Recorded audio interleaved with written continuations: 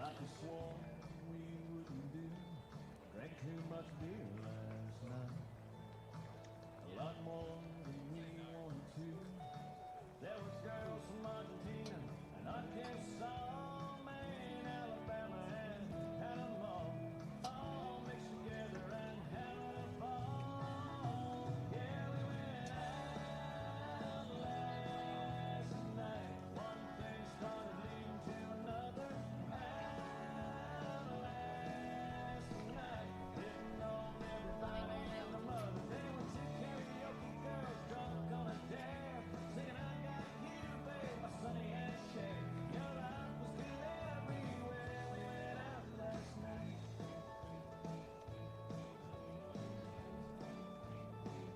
Well, you know I'm a music man. I grew up in East Tennessee. Last night I was everything. Well, I got a few drinks in me. I was a doctor, a lawyer, a senator's son, Brad Pitt's brother, and a band on the run. Anything I thought would get the job done. Yeah, we went out last night. One thing started leading to another.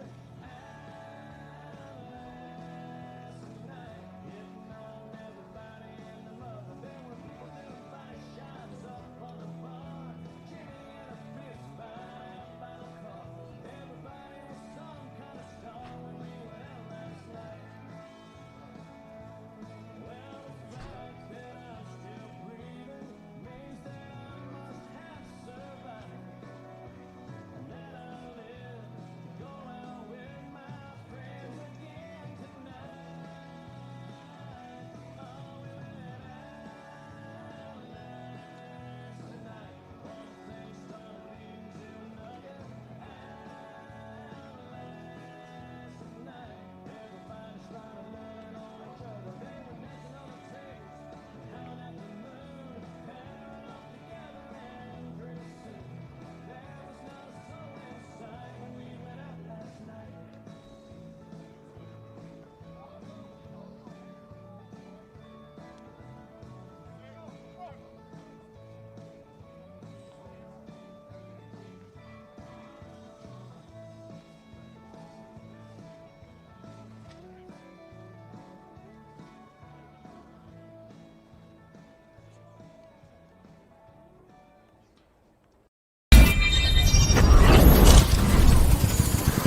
The following is a presentation of the Game Time Sports Network.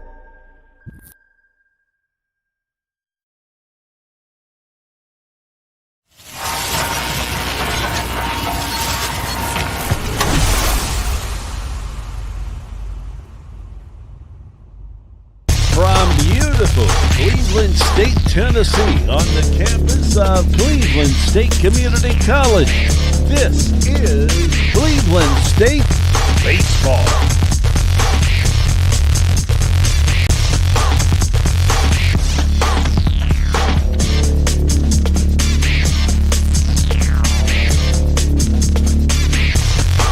And now it's game time.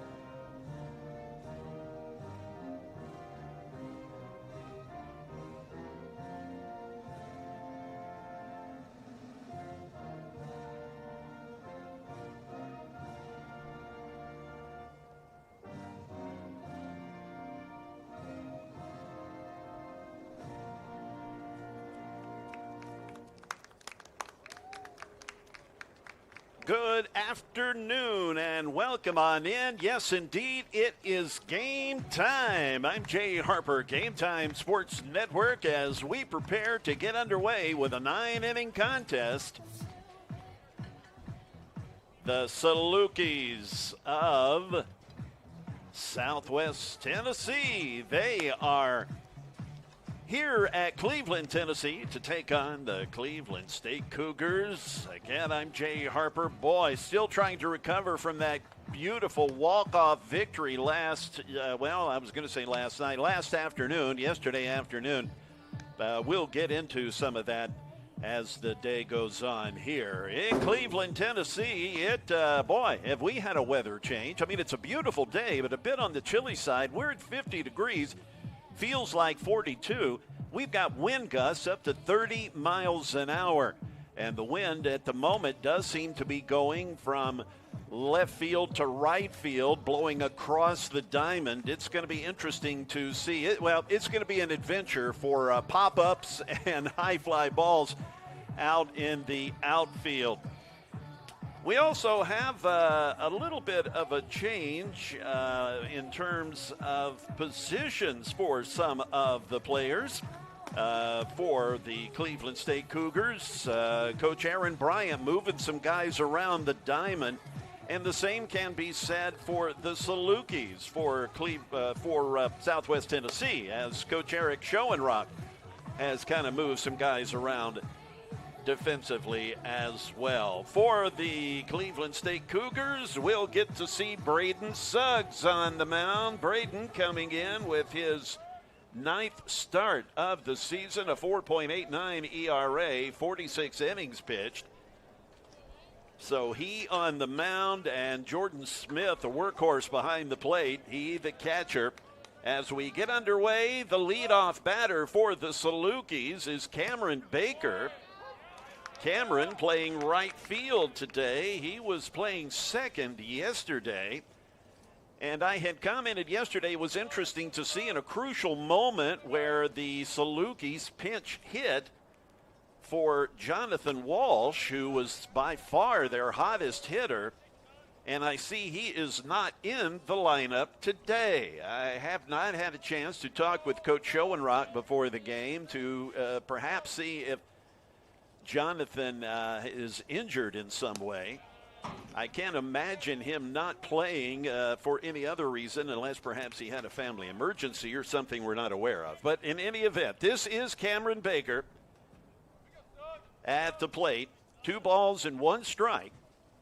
And he lays into one, but it is a base hit as it lands in front of the left fielder, and that is Riley Mahan out in left. So it's a leadoff single. That really left the bat, but I'm wondering if the wind did not bat that down a bit. The next batter, Tylen Graves. Tylen, the shortstop, and one of the top power hitters in the TCCAA. 13 home runs on the season. And he hit his 13th yesterday. The 0-1 now from Braden Suggs. And they're saying that he went around. So an 0-2 hole for Tylen Graves. The third baseman, Owen Rother, on deck.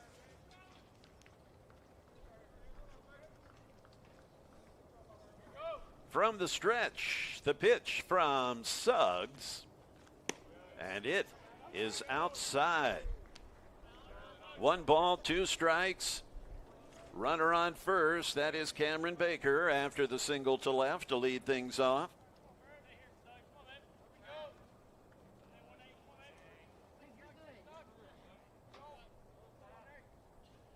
The 1-2 now from Suggs. The breaking ball catches the plate and catches Tylen Graves, looking for the first out via the strikeout. Owen Rother, the batter. Owen with a 3-run homer yesterday.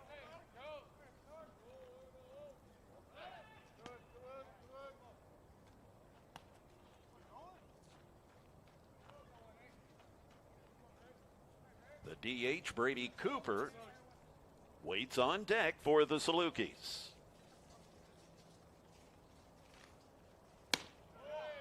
And catching the outside corner with that fastball.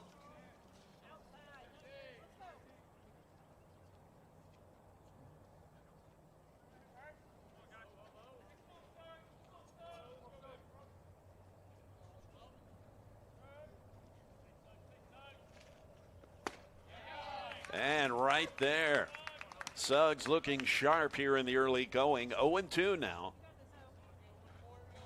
To the Saluki third baseman, Owen Rother.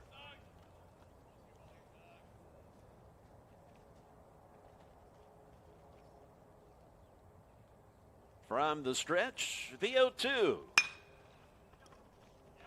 And it bounces off of Jackson Humble at second. And Baker, he makes it all the way to third. So the hot shot getting past Humble at second. I had mentioned how Coach Bryant had moved things around defensively. Normally, Nolan Sargent would be at second, but he at third today.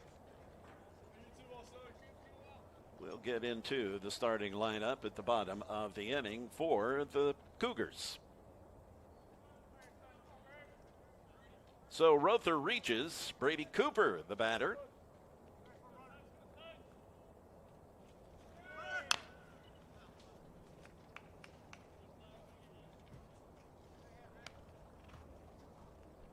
After Brady Cooper, it is today's catcher.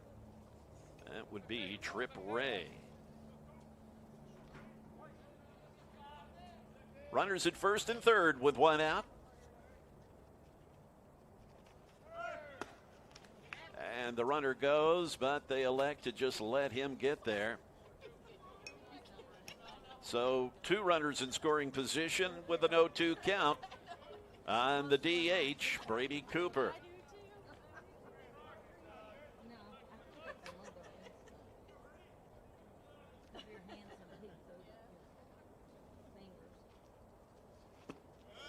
And the off-speed misses. Jordan Smith doing yeoman's work behind the plate. He caught both games in the doubleheader yesterday, and he's back there behind the dish again today. The 1-2 now. And down on strikes goes Cooper. 2 away with both of the outs coming by the strikeout. Trip Ray, the powerful power-hitting catcher, steps in now from the right-hand side. When this series began, Tripp was hitting .325. He's got 10 homers on the year, so you got to be careful here with him. And that breaking ball looking good. Nice pitch, catches the outside part of the plate. 0-1.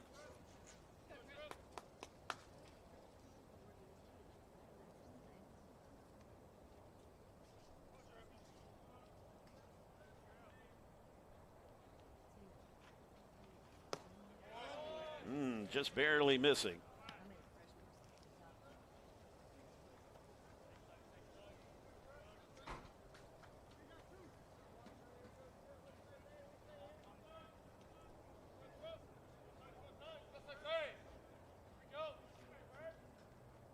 From the stretch with 2 runners on, swinging through the breaking ball for a strike.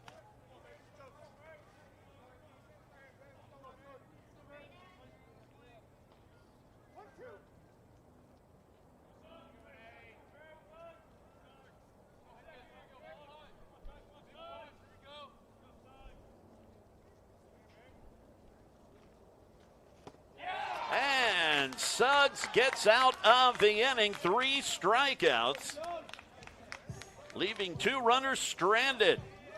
So Braden working out of a little bit of trouble.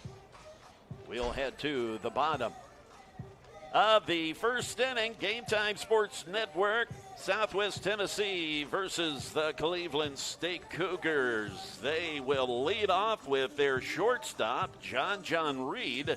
Nolan Sargent, he playing third today. He bats second. Evan Leonard, the DH, batting third. Then it's Nelson McKnight at first. In the cleanup spot where he should be, darn it. Jackson Humble, he over at second base today. He's batting fifth. Sam Formby out in center field. Nate Severance getting the day off. Sam batting sixth. Riley Mahan, the number 7 hitter, he's out in left field. And, of course, Jordan Smith, as we mentioned, he's behind the plate, batting eighth. And Owen Phillips is the right fielder, batting ninth. Again, yesterday's walk-off was an amazing comeback. At one point, the Cougars were down in that game 10-3, and they came roaring back. And with the game tied at 10, well, some magic happened. And if you weren't able to join us, this is how it went down. At first and third, one out. And Nolan Sargent with the no-doubter, the walk-off, the 15th home run of the season to lead the TCCAA and walk this game off. An absolute monster blast over the right field fence.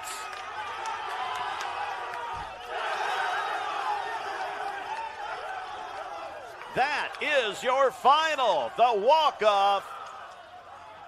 What an absolutely amazing comeback for the Cleveland State Cougars. Wow. Wow is right. That was a very, very special ending to the game for the Cougars yesterday. We get started now with the power hitting and quick shortstop, John Reed. He will lead things off for the Cougars, swinging at the first pitch. So Blake Strickland on the mound for Southwest Tennessee.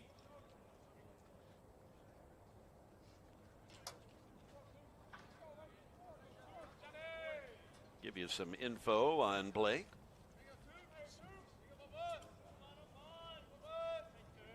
He's a freshman from Collierville, Tennessee, right there in the Memphis area. He's quickly 0-2 now on John Reed. Blake, this his 8th start of the year. He's seen 30 2/3 innings of work. Comes in with a 3-2 record.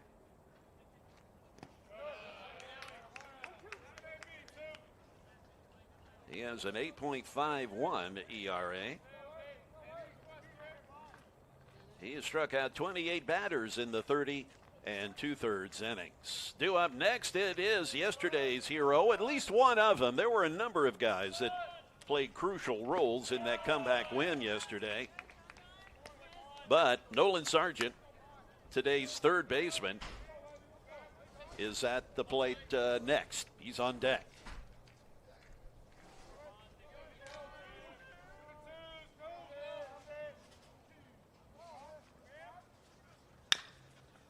And a foul ball.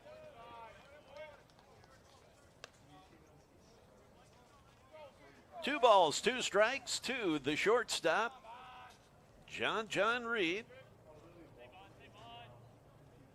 John's from Gainesville, Georgia, a sophomore.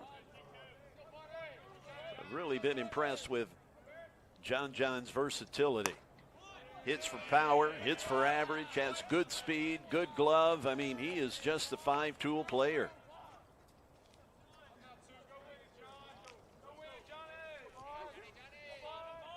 Full count now after being 0-2. John's worked it 3-2 and hits it to the shortstop who can't handle it. Gets past Graves at short. It's a lead-off single for John Reed.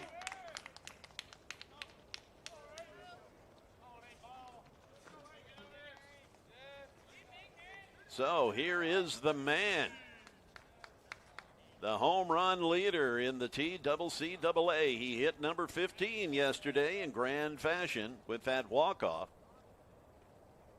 And as soon as it hit his bat, he knew it, as did everybody else in the ballpark.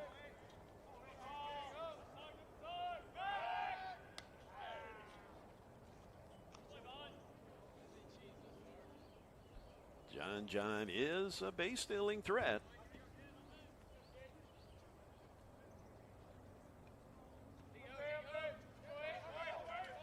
From the stretch now, Strickland delivers and pushes Sargent off the plate.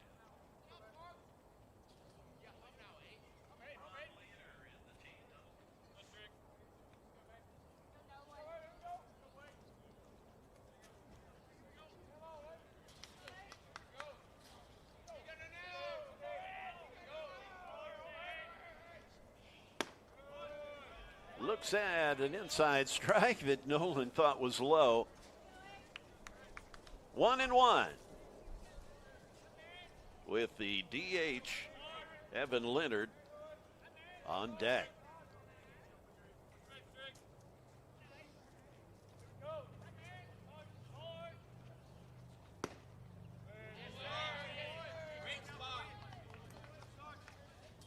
Two balls and a strike. As that last pitch a bit outside.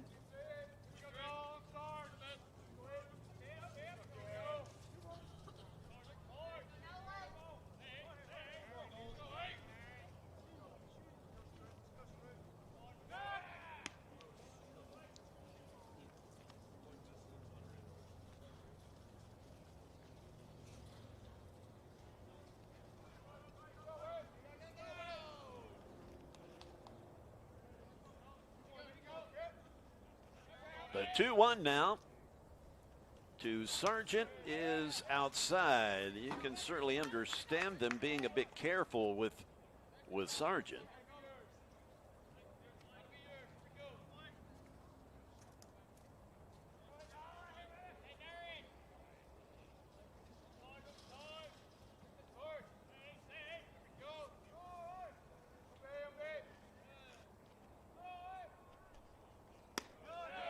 And he works the walk.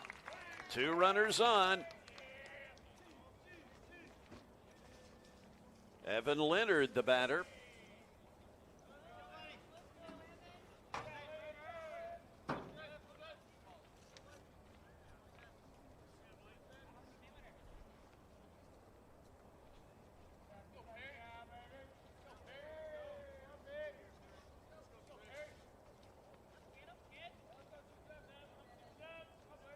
With two runners on,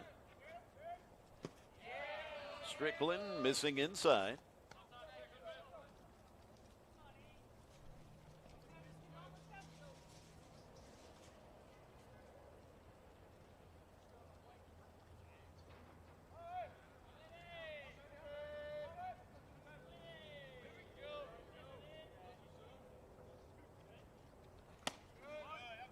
And he gets the high strike call. 1-1. Leonard coming into today with a .404 batting average. He's one of the conference leaders in homers with 12.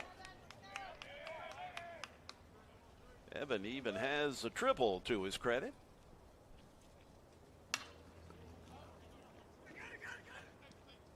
And the pop-up hauled in by the second baseman, Chris Smith.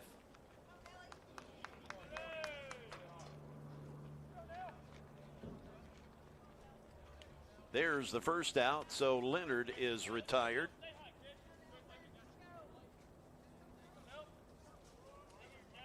Nelson McKnight, he certainly played a huge role in yesterday's comeback victory. He blasted 2 homers in that game.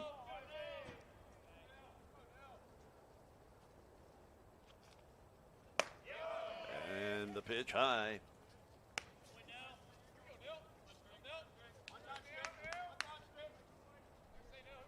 Nelson batting .352 on the year.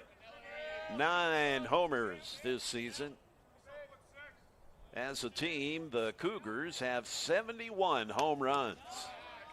As he just misses that, up under it a bit.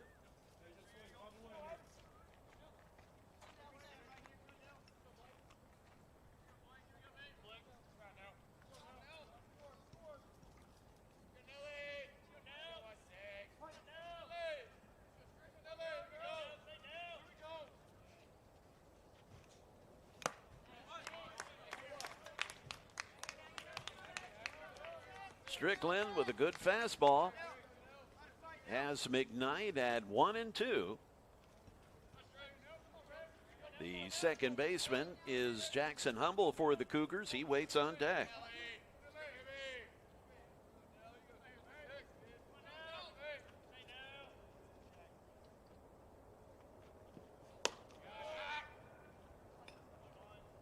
John Reed dancing around out there at second base. Certainly has Trip Ray's attention.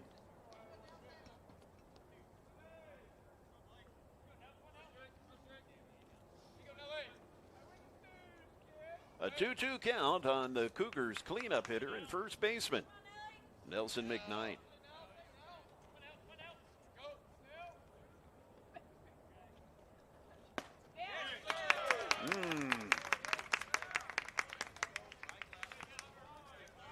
An inside strike call. Nelson not particularly pleased with that call. 2 outs now as Jackson Humble, today's second baseman for the Cougars. Jackson hitting .308 on the year. He has a home run under his belt this season. This is his 14th start of the year as he looks at a strike from the pitcher, Blake Strickland.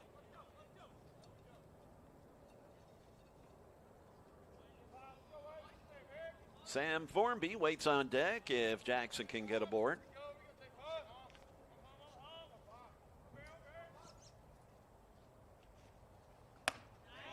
Gets the strike call.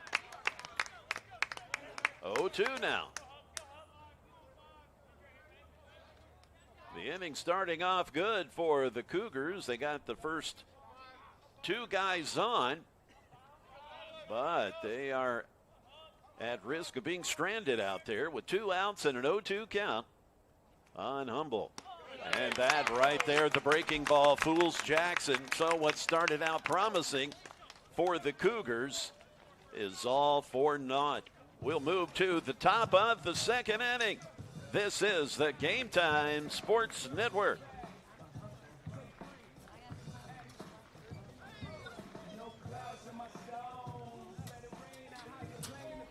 It's Jay Harper. Join me and Nashville radio legend John Bozeman, known as Johnny B, as we gab about all things radio, entertainment, and music in the Circling the Drain podcast. We share stories and experiences from our more than 90 combined years of being in the biz. Yeah, we're old. Come along for the ride. You never know where it may take you. It's the Circling the Drain podcast, available every Wednesday morning on all podcast platforms.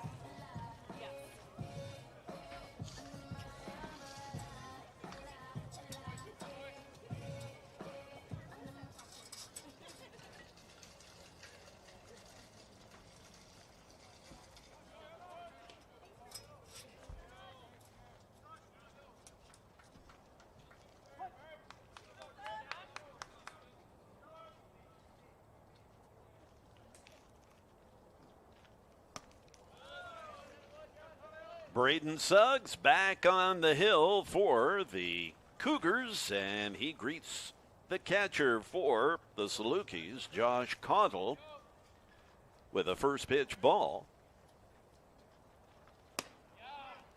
And an outside strike from Suggs.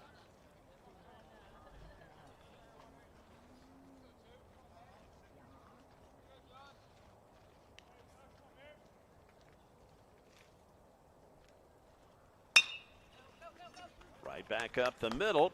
Humble fields it and makes the play. That was not an easy play by any means. Jackson Humble coming through at second base for the out. Matthew Bright, the batter now.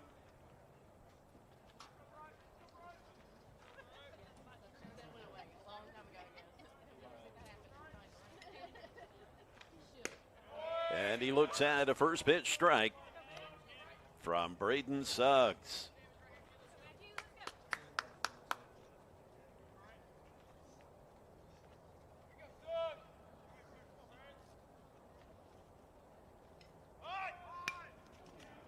And trying to bunt his way on, but fouls it.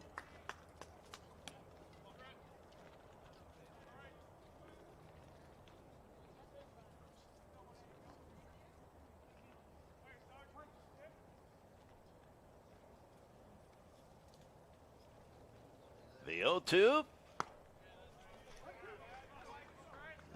Just a little outside.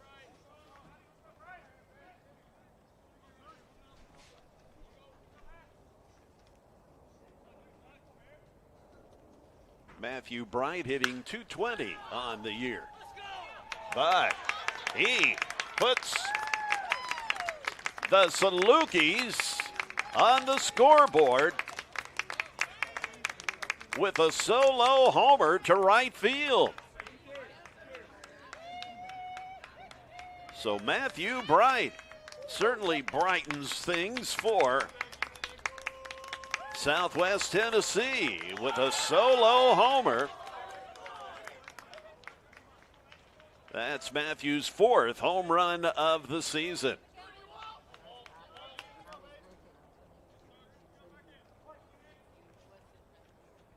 Dylan Walters, the batter now. Dylan playing first base. And he gives that one a ride. It's out in left field, bouncing off the wall as Mahan comes up with it.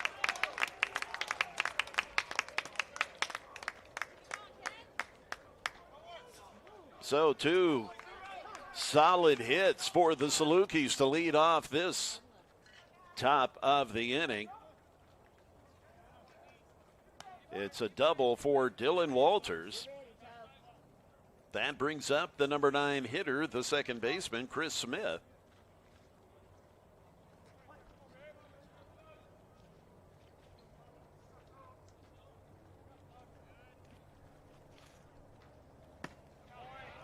He looks at a strike.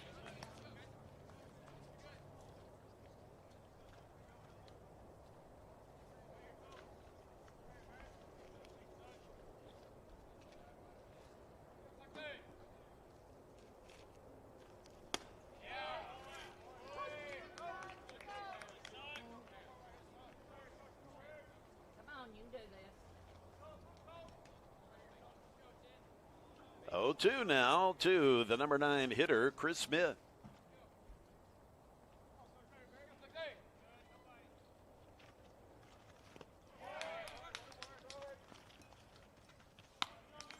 So the strikeout.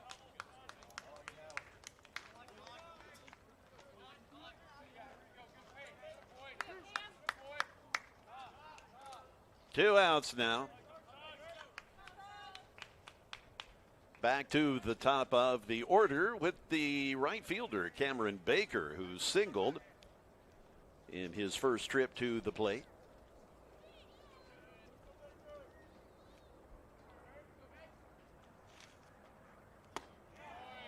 Looks at a strike.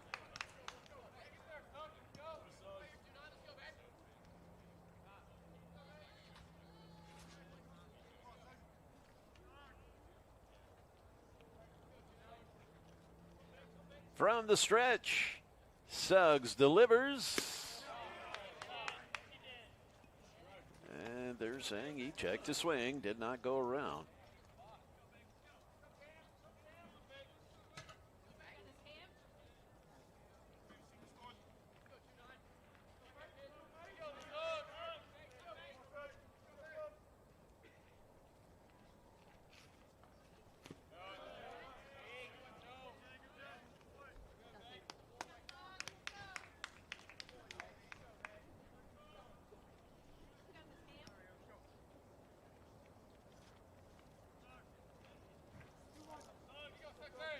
The 2-1 now with 2 down.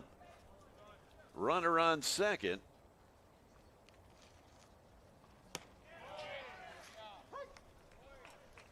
Evens it at 2-2. If Baker can reach, it is the shortstop Tylen Graves due up next for Southwest Tennessee.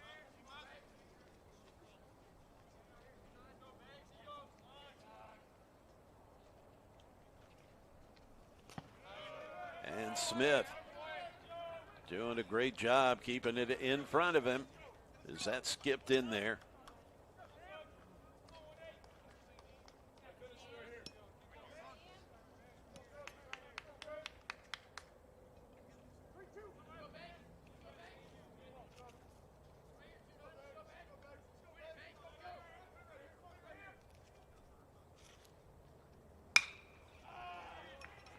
Lifted out to left field. Who's going to get it? Mahan takes control, makes the catch in left for the 3rd out. But the Salukis do strike off the home run from Matthew Bright to make it 1-0. I'm Jay Harper. This is the Game Time Sports Network.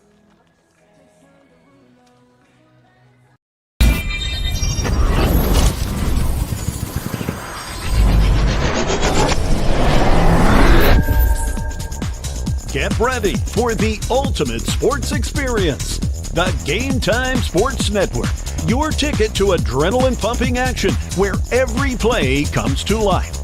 Unleash the athletic excitement of your school, league, or tournament with our live stream play-by-play commentary, bringing you courtside and field level like never before. No more missing the magic. With Game Time Sports Network, witness your favorite teams in real time with expert analysis and electrifying energy.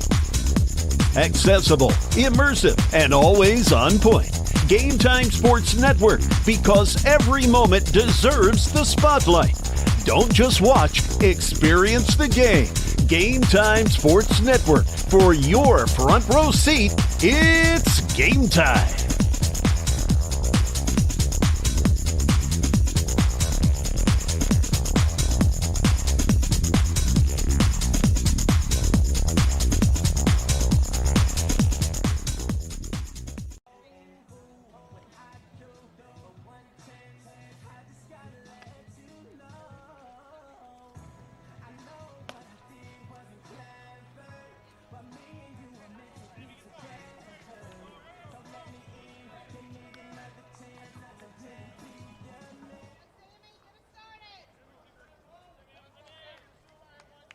Leading off the inning for the Cougars, it's the center fielder, Sam Formby. Riley Mahan and Jordan Smith also due up this inning.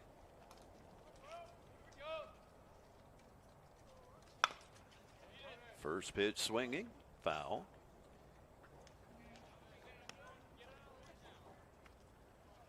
Formby has really stepped up his game. Hitting .324 on the year now. 2 home runs. He's hit a home run in this series.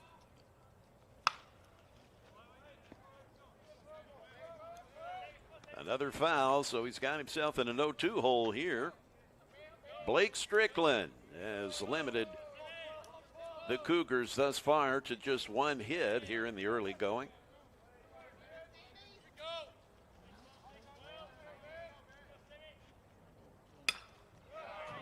Reaching across to stay alive.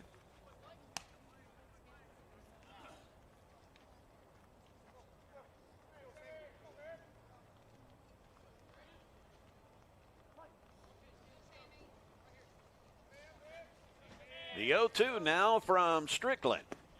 And down on strikes goes Formby. That the third strikeout for Strickland. Riley Mahan, the batter. Riley out in left field. Riley with 5 homers on the year. He hit number 4 and number 5 in one game against Pellissippi State on this past Tuesday. And he shows bunt, just trying to do anything to get on base, get some base runners here, and hopes that the top of the order can make its way to the plate.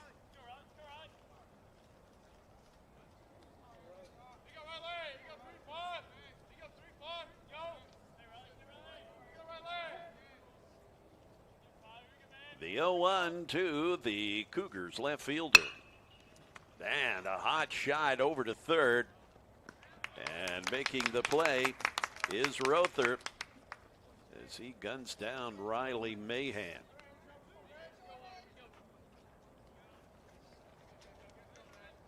That was a rocket, but handled nicely by Rother. Jordan Smith, the catcher. He is the batter now.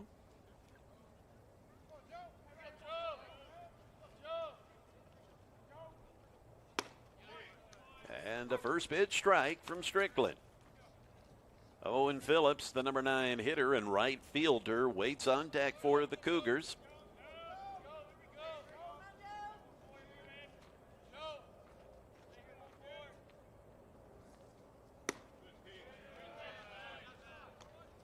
Beautiful day, not a cloud in the sky. Had a cold front move through. 50 degrees. The wind is certainly something to contend with, blowing from left field to right, blowing across the diamond. We've got gusts up to 30 miles an hour.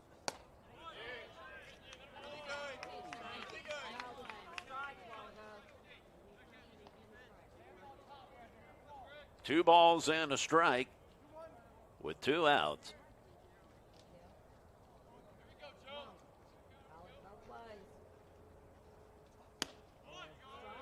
Getting the outside corner call.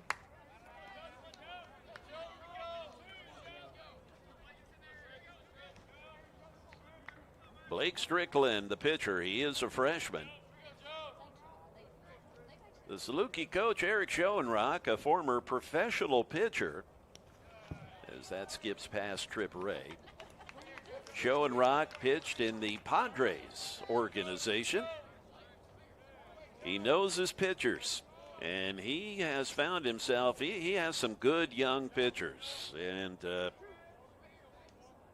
they not, frankly, you know, they're not these great big long lanky guys. They're rather short in terms of you know, most of today's big power pitchers. You know, these guys are 6'4", 6'5", or taller.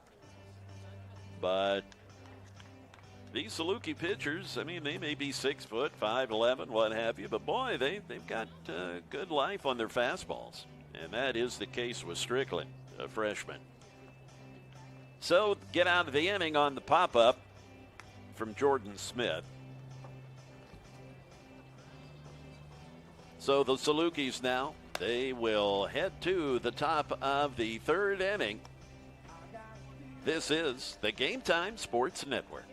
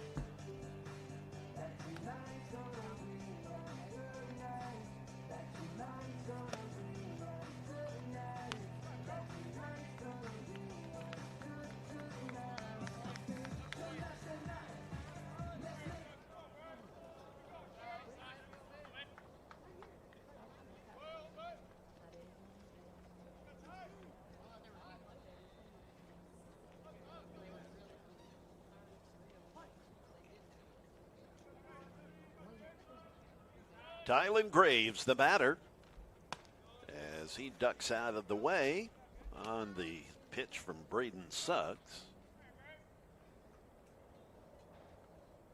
Tylen struck out his first at bat, struck out looking.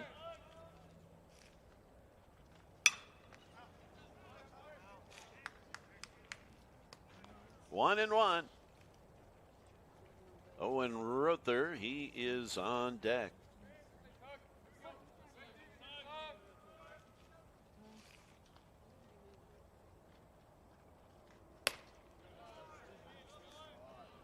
A good fastball, must have been high.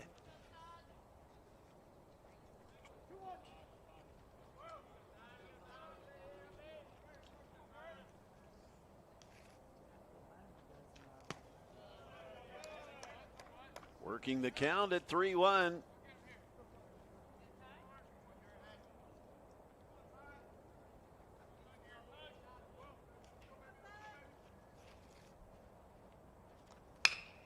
And now a full count at 3-2.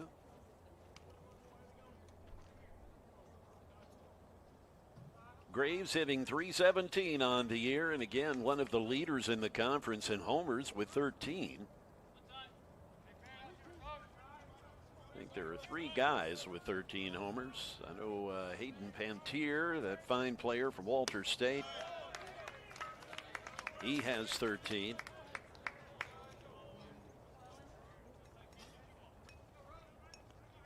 Suggs loses Graves on the walk. That does bring up the third baseman, Rother. He reached on an error.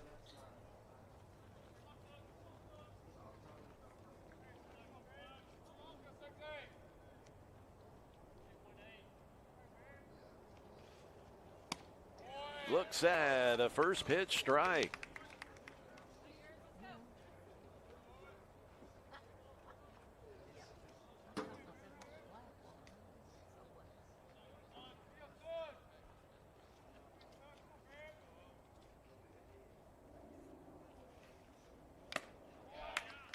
Foul tip, strike 2. Owen with the .320 batting average, and he does show some power again. He hit a homer yesterday, hit a monster shot, three-run homer. He's got 9 on the year with 29 RBI. Here comes the 0-2 pitch now from Braden Suggs. And the breaking ball fools Rother and crosses the plate for the first out.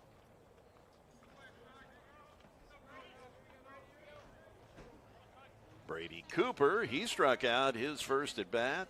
He, the batter now, the designated hitter.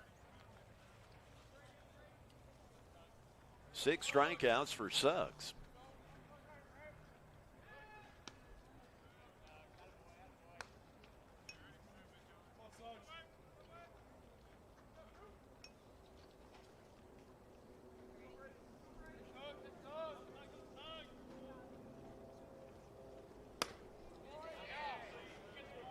Just a bit high.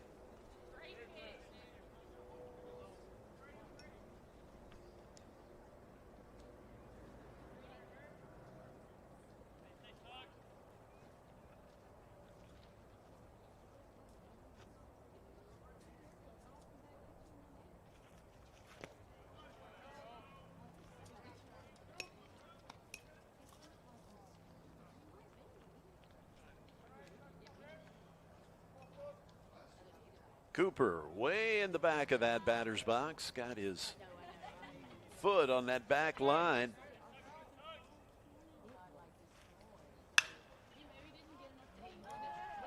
That pretty well hit out to right field, but drifting under it to make the catch is Formby for the second out.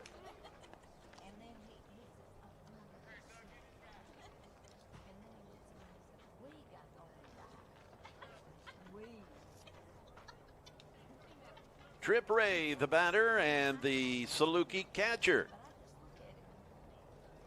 Got to be careful with Tripp now. With those 10 homers, he can knock it out of here. Also with a fine batting average at .325.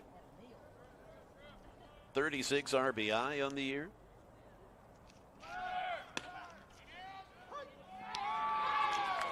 So it's a strike him out, throw him out, double play.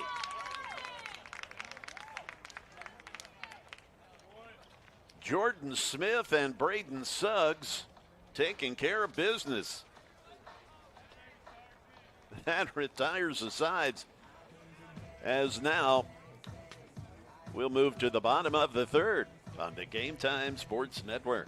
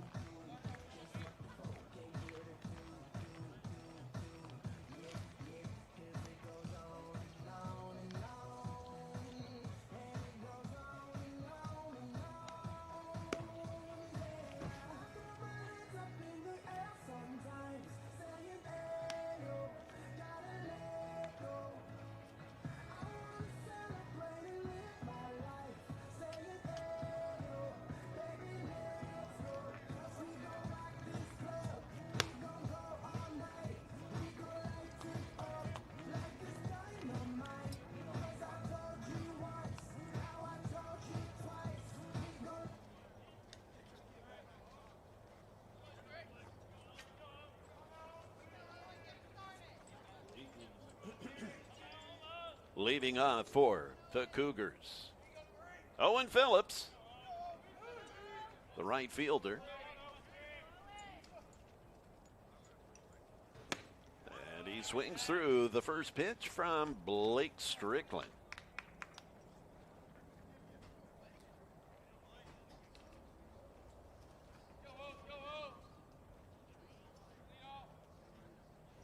Owen hitting .274. 3 homers this season, 10 runs batted in.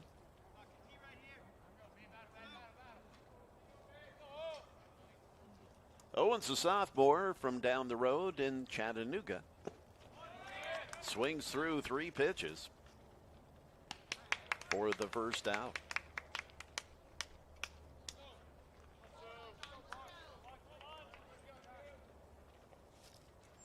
Back to the top of the order with John Reed, the shortstop. Reed with a single to left field in his initial at bat.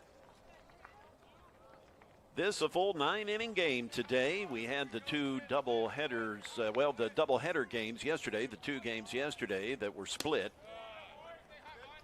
The Salukis coming away with a victory in game 1, and then that dramatic walk-off win yesterday for the Cougars, with the guy on deck delivering the fireworks at the end of the game. Lifted out to right field and gone. John, and it's gone. The home run for the Cougar shortstop ties us up at 1-1. The solo homer.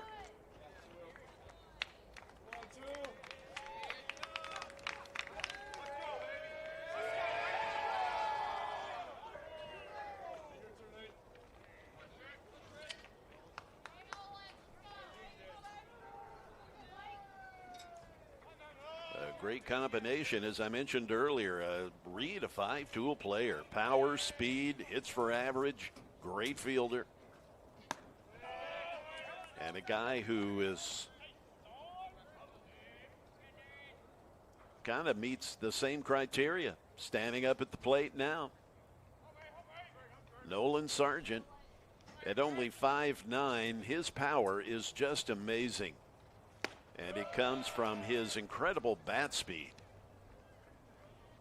Some of the quickest bat speed that I've seen in quite some time. It's pretty impressive. Not only leading the conference in homers, but one of the tops in batting average as well. This drifts out to right center, and the catch is made by Matthew Bright, playing center today. 2 down.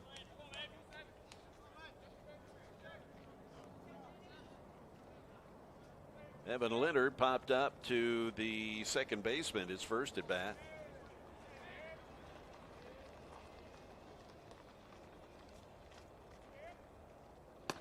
And he looks at a first pitch that's outside. Evan hitting .404, 12 homers. He one of the leaders in home runs as well as batting average in the conference. Looks at a pitch that's just maybe an inch outside.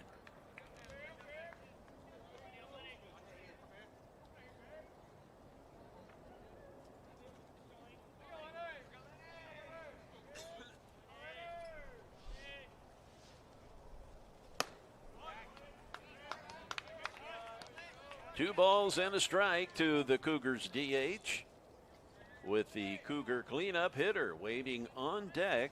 That would be Nelson McKnight.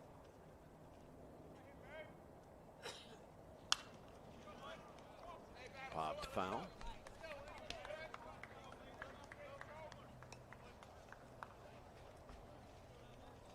Evan is just a freshman from Clarksville.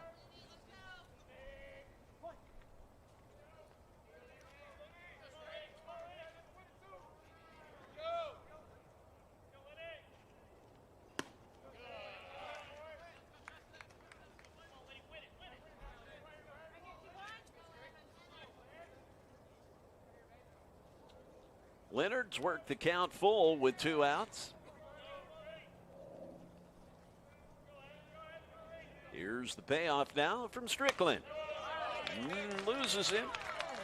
Good pitch, but high, apparently. Oh, Strickland not real pleased with the call. This umpire, same guy we had yesterday in game 1. He does have a tight strike zone.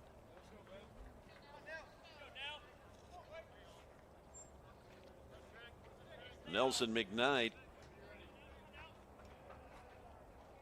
a couple of homers yesterday. He, the batter, he struck out, though, in his first at bat against Strickland today. That's hit pretty well out to right field, and it is out of here. Another homer for the cleanup hitter, McKnight. He has gone on the home run tear the last couple of days. And cleaning up again, sure enough. There is Nolan McKnight with a 2-run homer to put the Cougars ahead.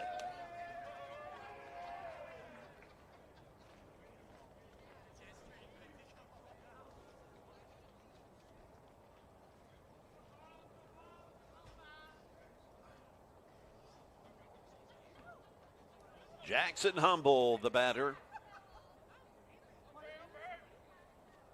A 2-out home run by McKnight. That young man has really turned into Mr. Clutch. Coach Bryant, he certainly has him in the right spot in the batting order at number 4. The 0-1 now to Humble as he swings through. 0-2.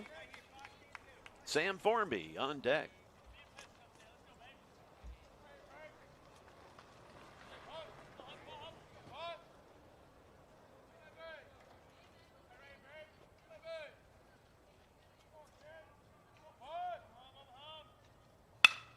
And a good rocket hit by Humble out to left center.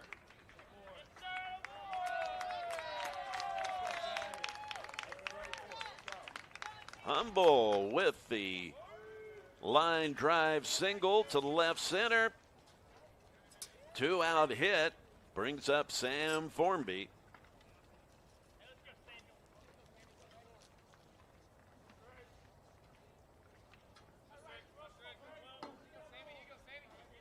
Formby playing center field. Nate Severance getting the day off. Samuel with a strikeout in his first at bat. And he drops a bunt down. And the play, the pitcher Strickland doing a good job jumping off the mound and throwing out the speedy running Formby. We move to the top of the fourth inning. The Cougars coming through with 3 in that inning to take the lead.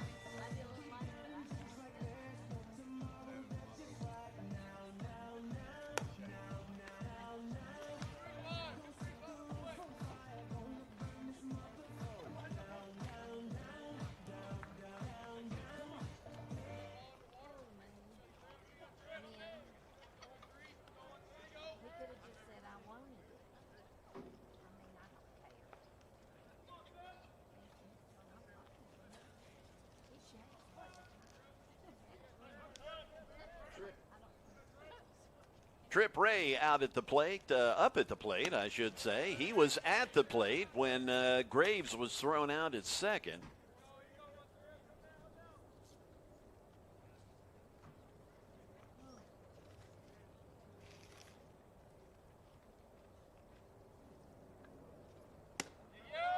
And he looks at a strike.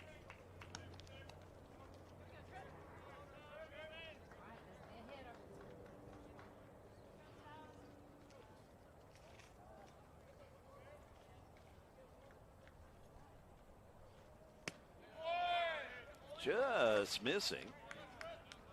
Braden Suggs on the mound.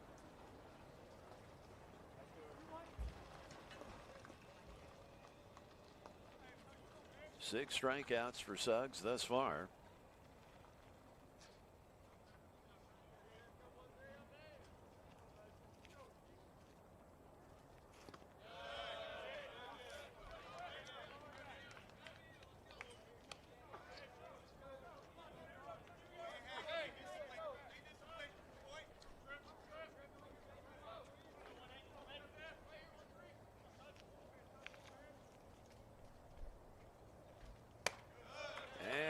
Suggs loses him.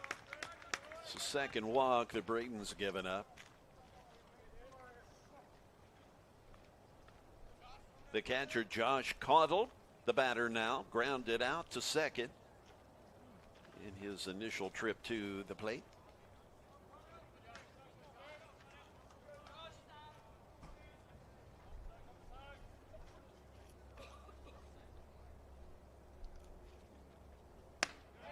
Nice pitch right there for a first pitch strike.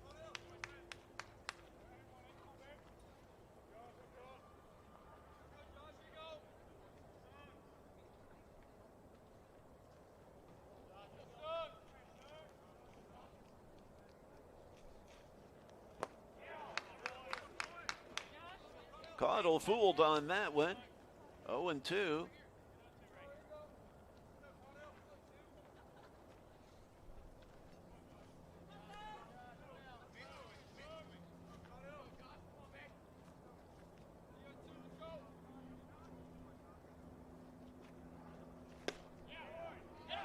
And the delayed strike call. The breaking ball catching the inside portion of the plate for the first out as Caudle goes down on strikes.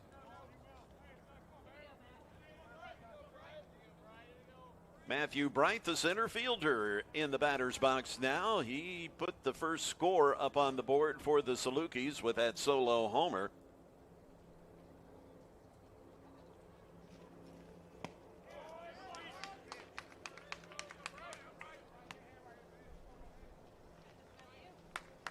A brisk spring day in Cleveland, Tennessee after that cold front blew through last night.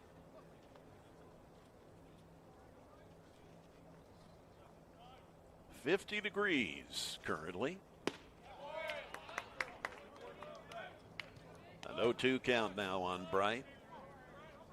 Dylan Walters, the next batter, due up.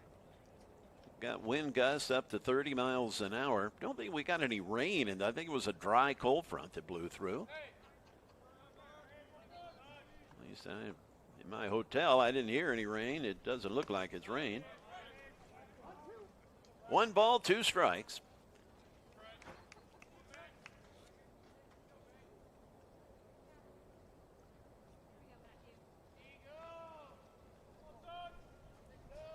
One runner on, Trip Ray at first base after being walked. From the stretch now, Suggs delivering the 1-2. And the breaking ball. Foul ball as they let that go.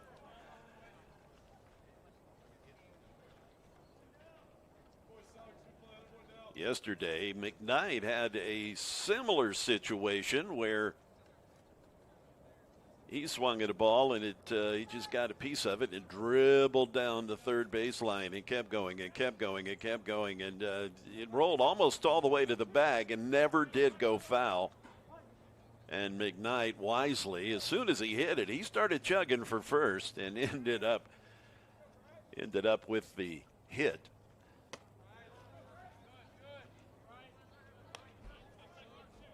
Two balls, 2 strikes now to Matthew Bright, the Saluki center fielder.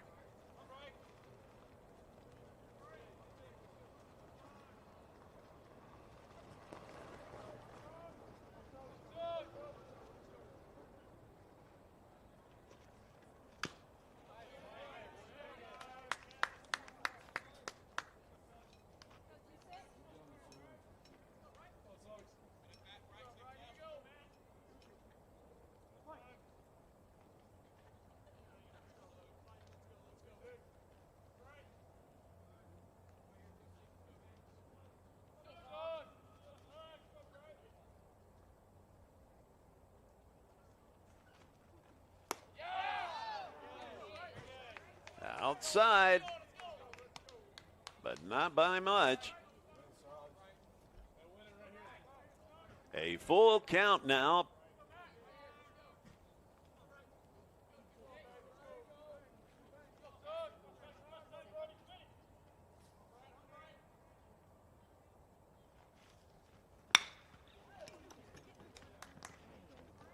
Knocked down by Humble, but he just couldn't get the throw off quick enough. He did all he could.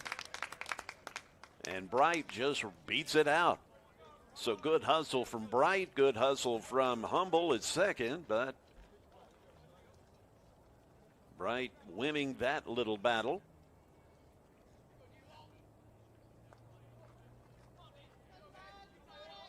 Dylan Walters the batter, so with 2 runners on. Dylan to the plate, who had a double to left field in his first at bat. And he offers at the first pitch. It has pretty well been the strategy this entire series for the Salukis. They're swinging early, figuring that probably the first pitch they're going to see may be the best of the at bat. They do swing early in the count.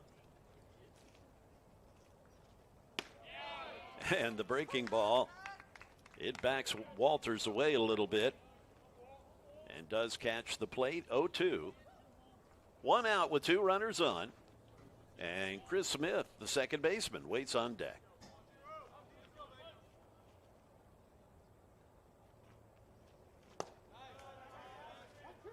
1 ball, 2 strikes. Want to give a shout out to my pal who is the head softball coach for the Lady Salukis. That would be Keith Gentry. Keith checking in.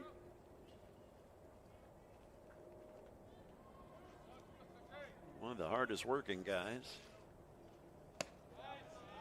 And that pitch misses high. Keith also the sports information director, in addition to being head softball coach for Southwest Tennessee. Got a lot on his plate.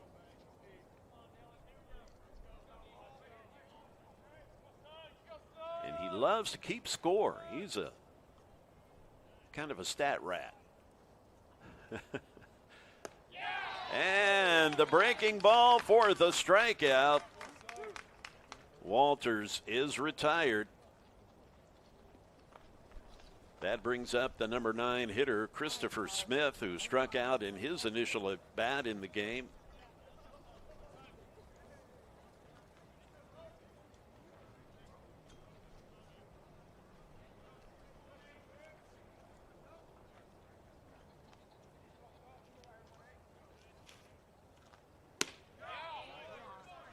First pitch strike.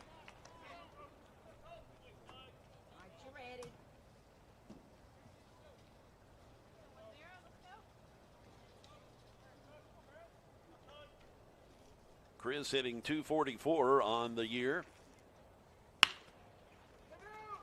Hits it to Reed at short. And the underhand toss to second base to record the out. So the ground out to shortstop is the 3rd out.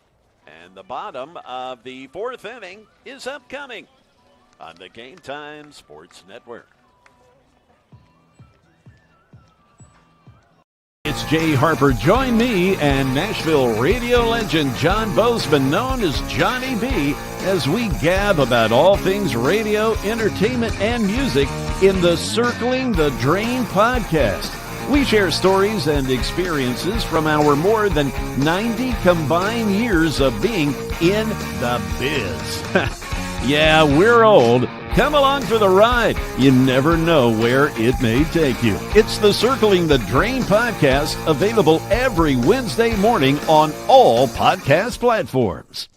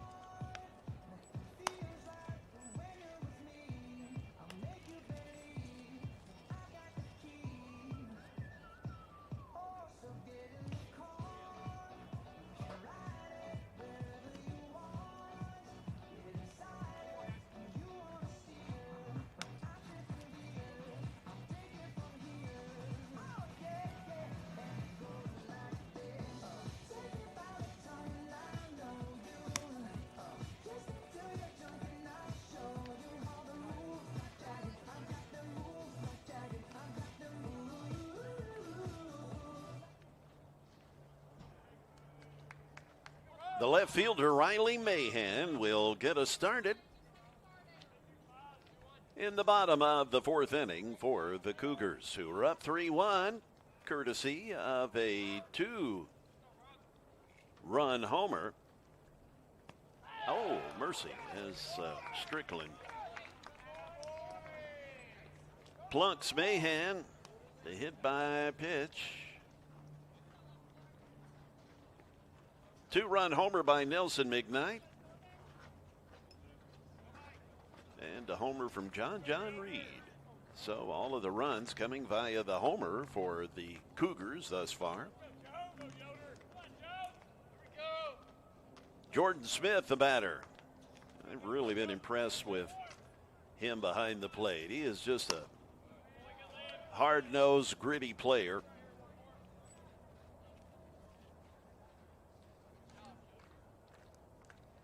He has caught every inning in this series. Doubleheader yesterday.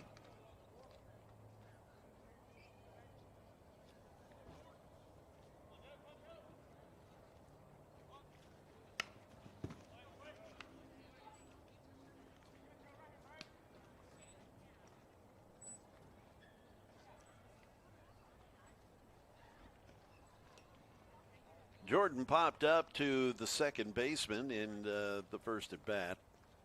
Owen Phillips, he is waiting on deck for the Cougars.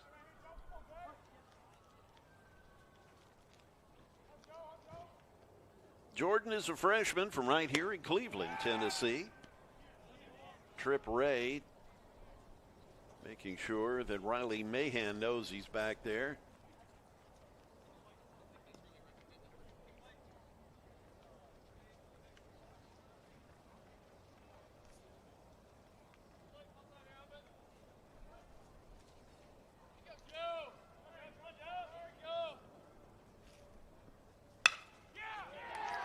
And a single by Smith. Nobody out, 2 runners on.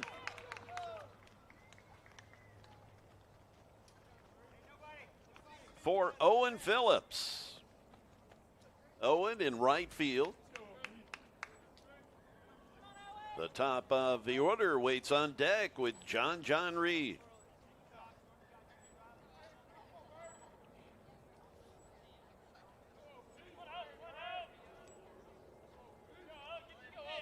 We may have had a cold front blow through, but it certainly didn't get rid of any pollen. I keep wiping down my gear, and just a few minutes later, it's covered in pollen again. Gosh, you would think it was springtime or something. It is everywhere.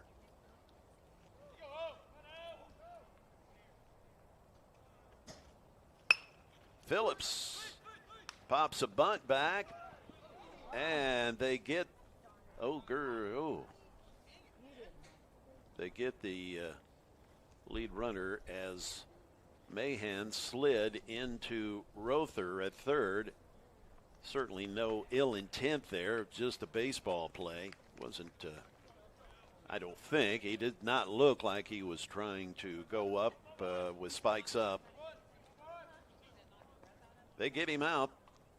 So Mahan, they get the lead runner on the bunt attempt, and the fielder's choice, Phillips, is on base.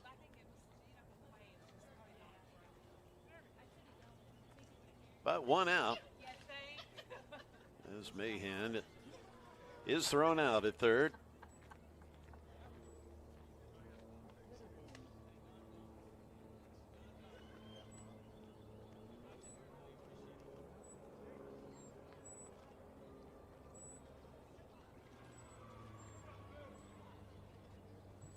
I covered Southwest Tennessee Saluki baseball for the last couple of years, not doing it this year. But I recall Trip Ray from last year, the catcher. And Trip has grown. I mean, he was a big guy last year, but he is almost 6'5" now. I stood next to him yesterday, and it's like, man, this is a big dude. He is a big guy. So Tripp squats back behind the plate, and we get going here. With the top of the order, it is John Reed with that solo homer in his last at bat. He also has a single as he's pushed off the plate. 2 runners on with 1 out.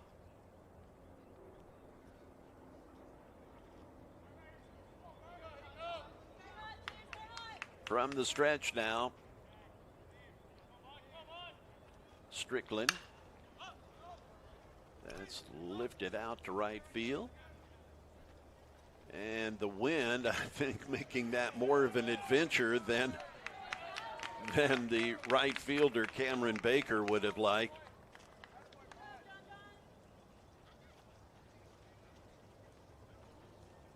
So John is retired on the flyout.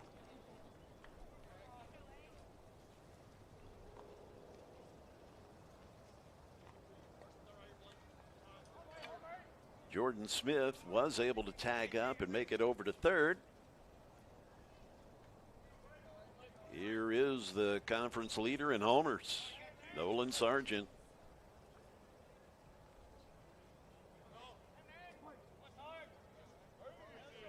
Nolan also second in RBIs in the conference with 56 coming into today.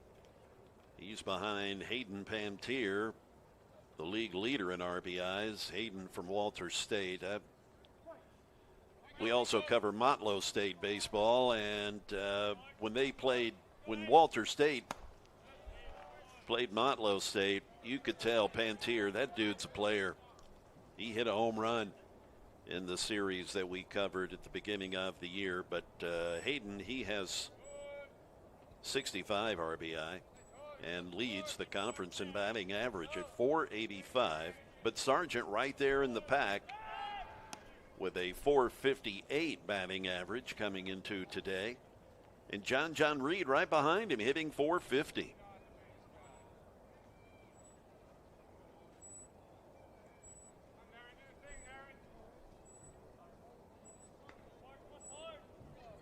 One ball, no strikes to the Cougar third baseman today.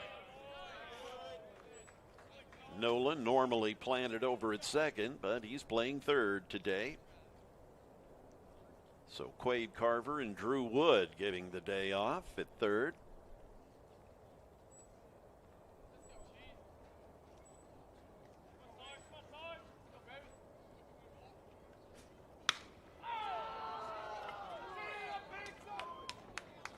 And we have just witnessed another home run, extending his conference home run lead. Nolan Sargent shellacks one to right field for a huge 3-run homer to make it 6-1. This guy is simply amazing.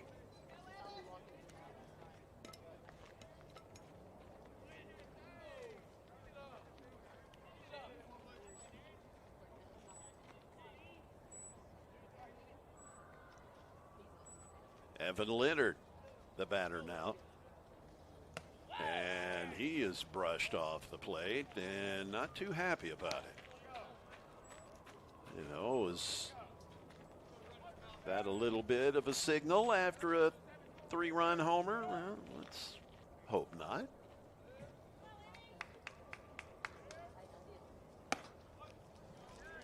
Blew that one right down the middle.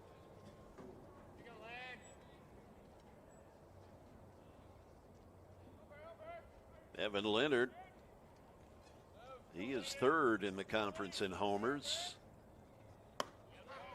He has 12 on the year. Nolan Sargent now with 16. Pantier, Tylen Graves, the Southwest Tennessee shortstop, and Blair for Walter State.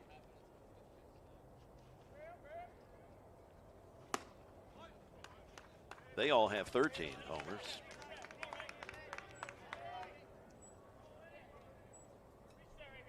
Kept calling Pantier Hayden. His name is Holden.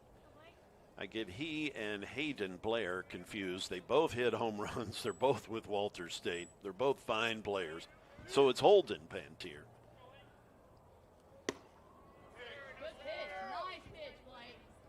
But whatever the kid's name is, he's a player, let me tell you. Holden Pantier, he's certainly somebody to watch. Full count now on Evan Leonard.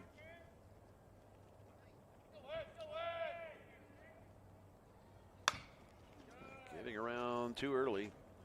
Pulled it foul.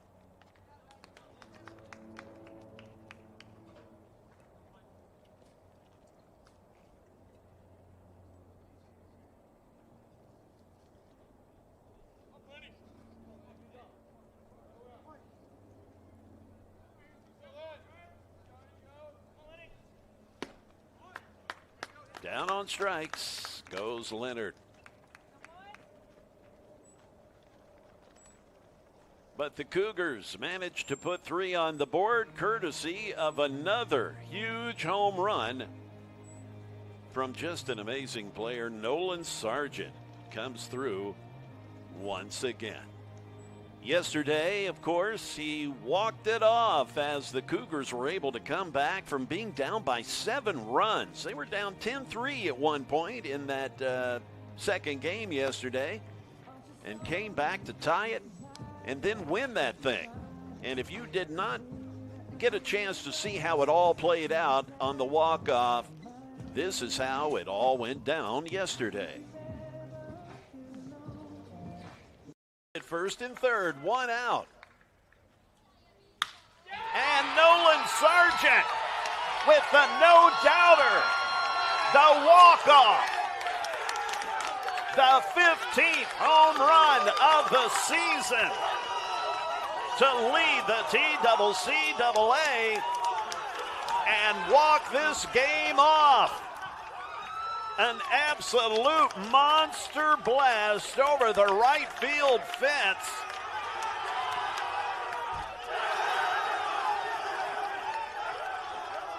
That is your final, the walk-off. What an absolutely amazing comeback for the Cleveland State Cougars. Wow. Yeah, wow is the word. That was quite a moment yesterday. We are now at the top of the 5th inning as the Salukis bring up their leadoff hitter, Cameron Baker.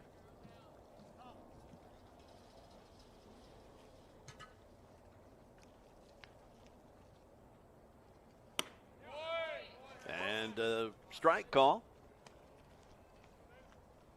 And they must be cooking the burgers. I'm smelling burgers.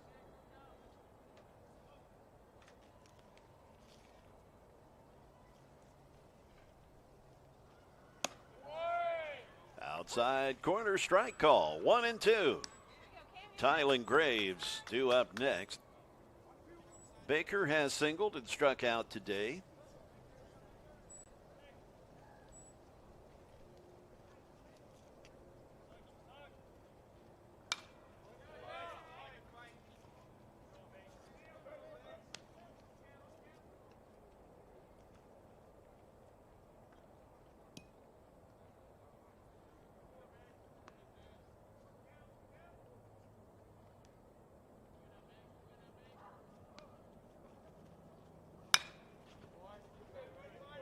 Foul ball down the third base line.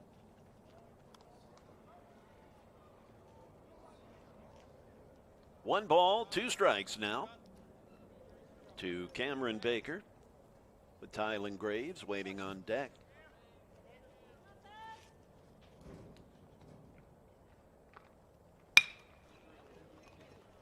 Over to Reed. And he fires a strike to first for the out.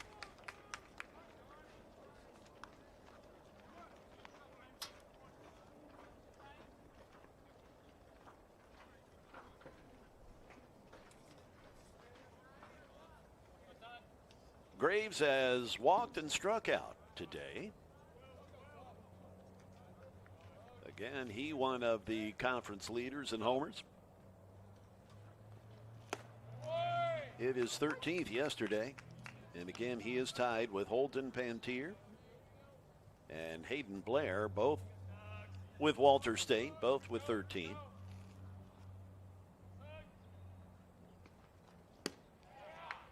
Wind bouncing our center field camera around. We've got gusts up over 30 miles an hour.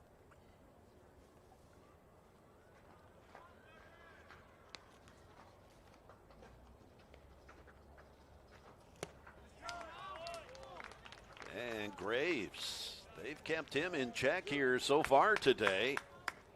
That's his second strikeout. 2 outs for Owen Rother, the third baseman.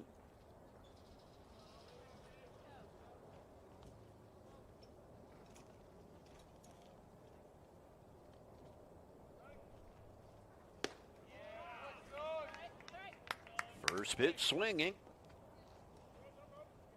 Owens reached on an error, and he has been a strikeout victim of Suggs.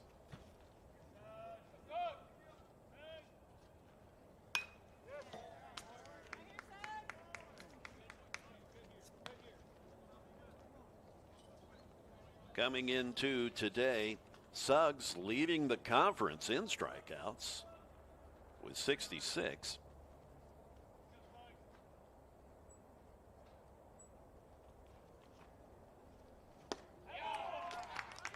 And he's added 9 more today. That is his 9th strikeout.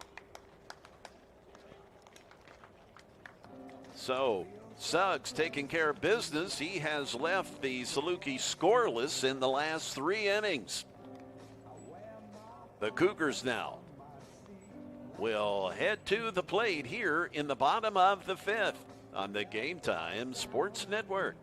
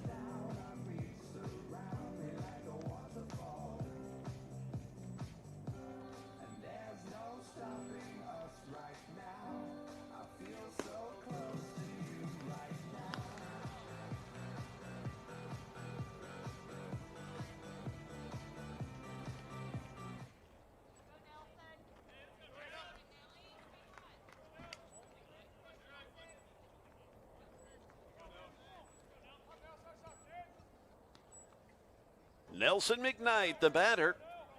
He's got a 2-run homer on the day.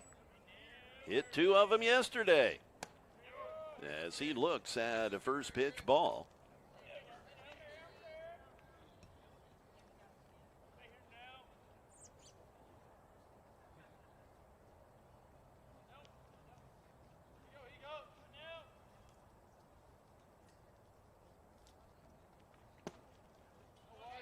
Breaking ball finds the plate.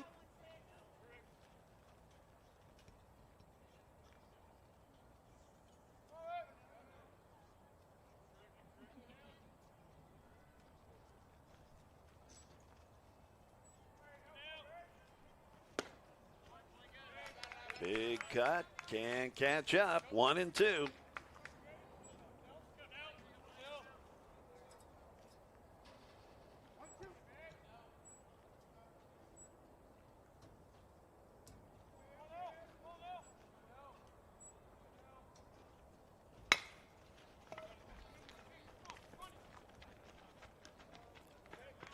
Nice play by the Saluki second baseman. That's Christopher Smith.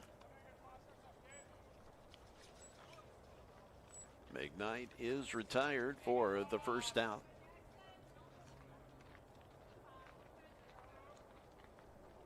Jackson Humble, he had a big hit in his last at bat, hit that single to left field.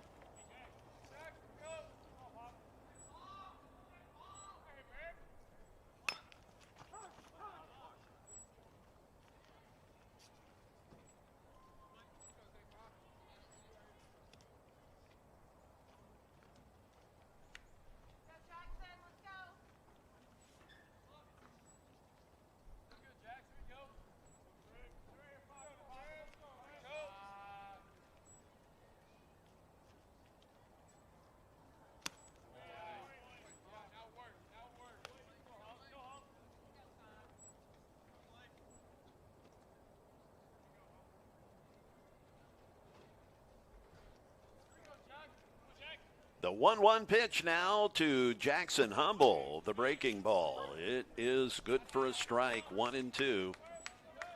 Sam Formby due up next.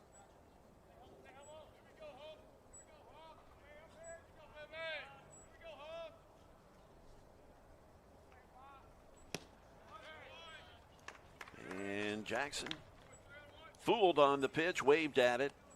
It's a strikeout.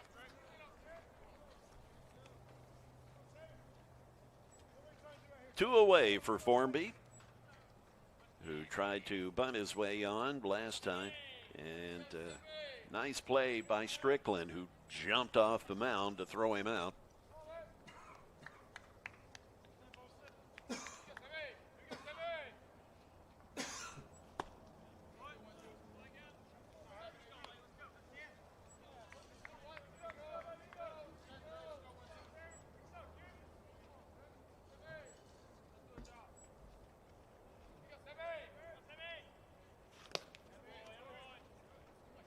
That one scooted Samuel off the plate a bit.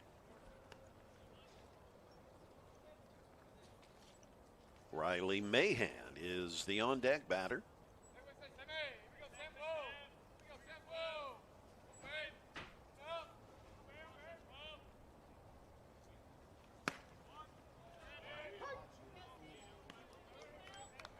Gets the inside strike call.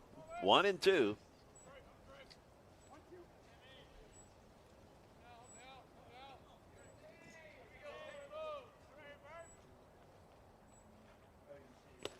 And waving at it. 2 strikeouts in a row to end the inning. The Cougars held scoreless in the bottom of the 5th as the top of the 6th is upcoming on the Game Time Sports Network.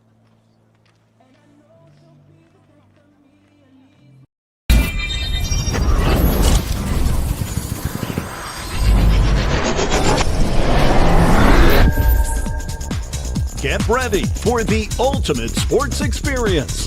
The Game Time Sports Network, your ticket to adrenaline-pumping action where every play comes to life.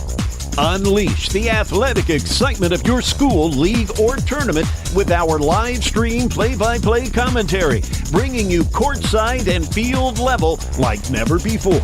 No more missing the magic. With Game Time Sports Network, witness your favorite teams in real time with expert analysis and electrifying energy. Accessible, immersive, and always on point. Game Time Sports Network, because every moment deserves the spotlight. Don't just watch, experience the game. Game Time Sports Network. For your front row seat, it's game time.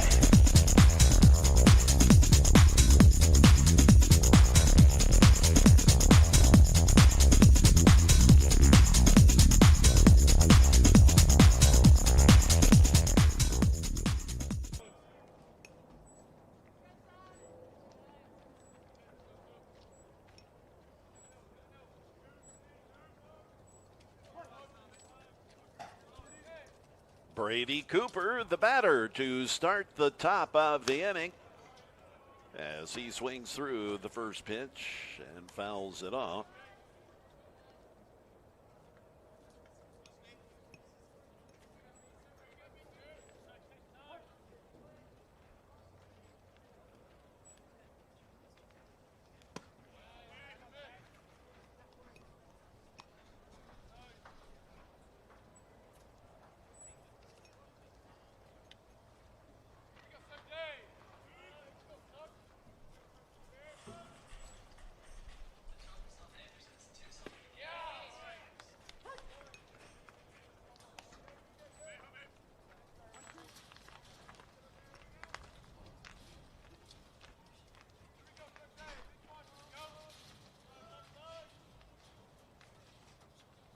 The 1-2 now, and it is fouled.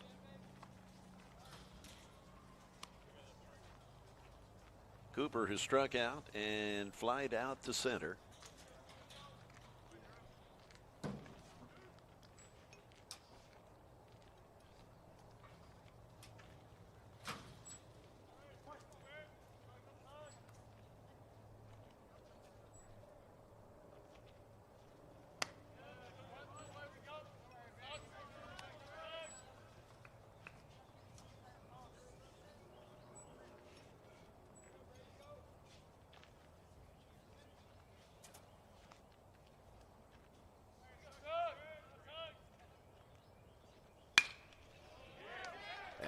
that.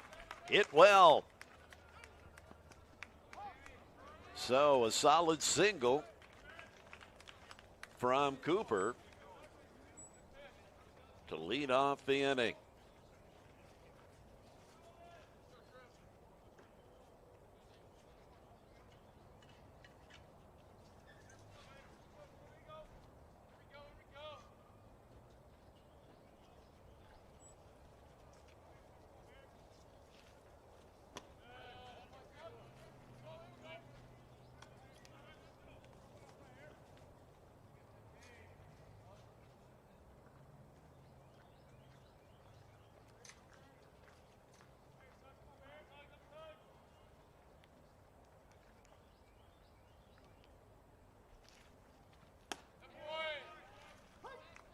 Strike call to Trip Ray, the catcher who walked and struck out today. Walked in his last at bat.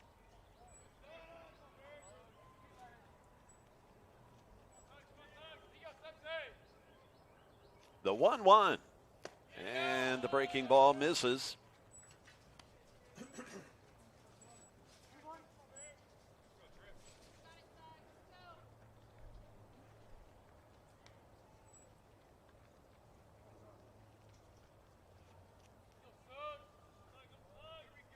Two balls and a strike now to the Saluki catcher. And a quick throw over to first. Brady Cooper is there after singling.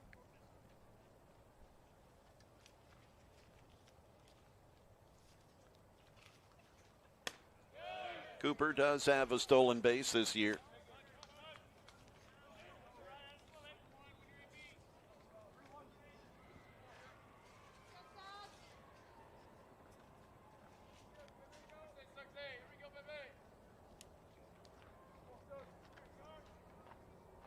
The 3-1 now. Hit to right field. And foul.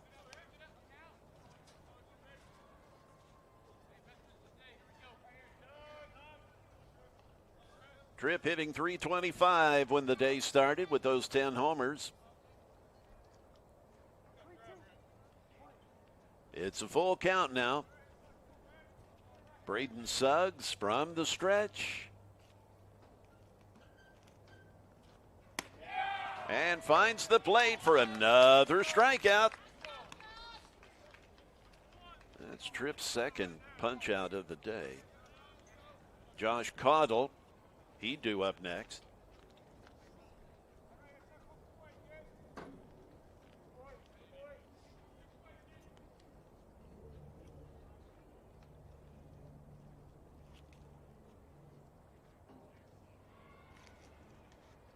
Josh has grounded out and struck out as he looks at a pitch that's high. Matthew Bright, the batter next.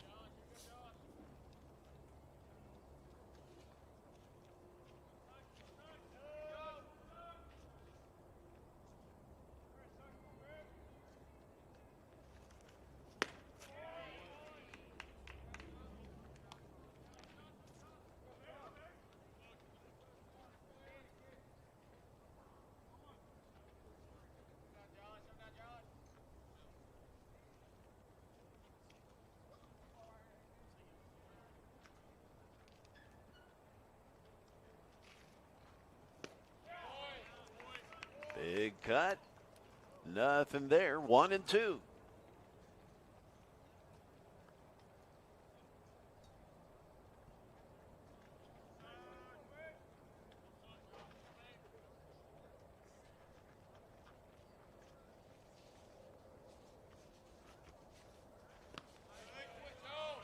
Smith doing that fine job of keeping things in front of him.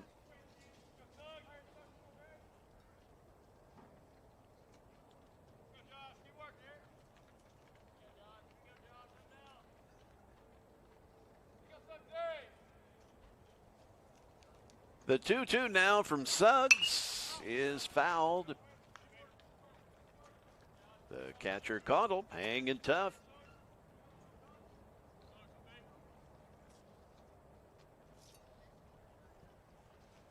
Josh hitting .348 on the year.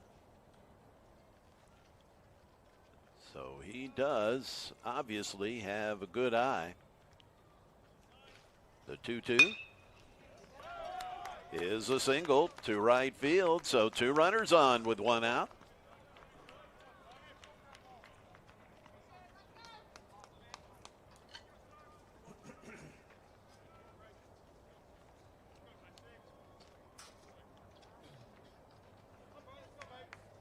The lone run for the Salukis came the courtesy of this batter. That is Matthew Bright. He steps in now, playing center field.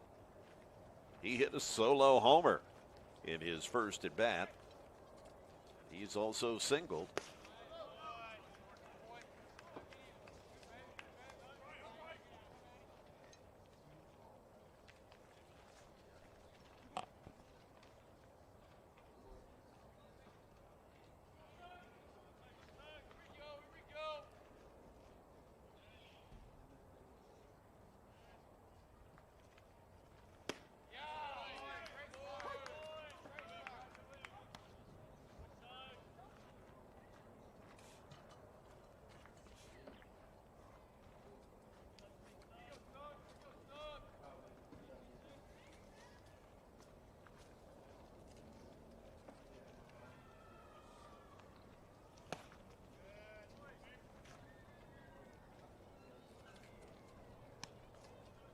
Bit of activity in the bullpen for the Cougars. I'm guessing that they just want to be ready in case Suggs runs out of gas.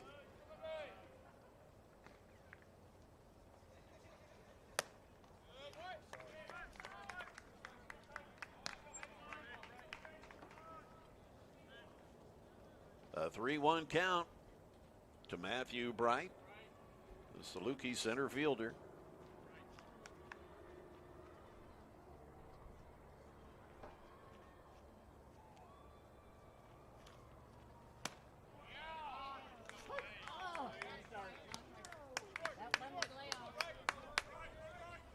We've gone full now.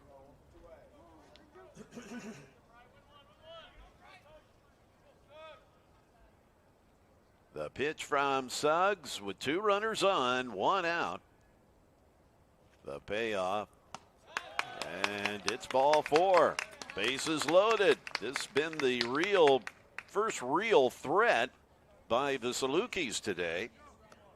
Bases loaded, 1 out. Dylan Walters up at the plate. And Coach Orr coming out. And I think this may just be kind of a twofold visit. Give the bullpen a little more time to get some warm-up tosses in. And also give Suggs a bit of a breather here.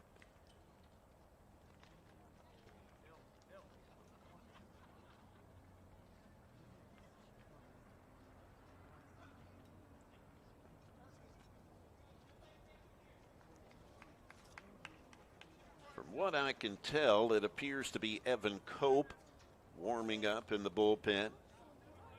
Right-handed freshman from Knoxville. The visit is over, and Dylan Walters, the batter. He is doubled and struck out. Nice job from Smith. A swing of the bat can get the Salukis back in this thing, down by 5.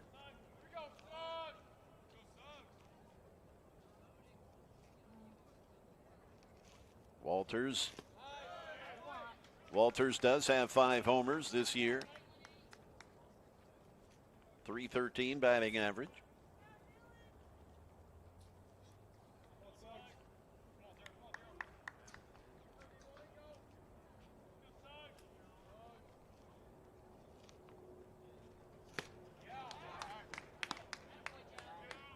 And Jordan Firing a fastball down to first. As Bright just got a little too far off the bag to Smith's liking.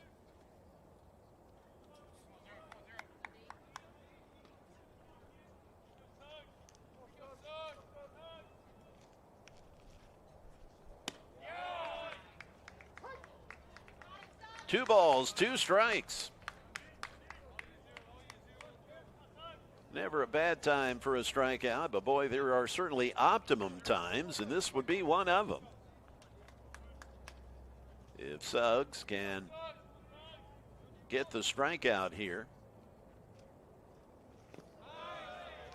Bounce that in. That puts us at 3-2. I would think that if Suggs walks Walters, we more than likely will see a pitching change.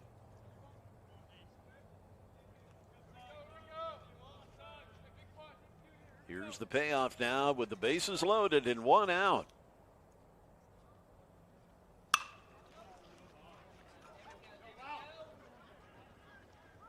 And the catch is made, but tagging up is Cooper. So the out and the sac fly makes it 6-2.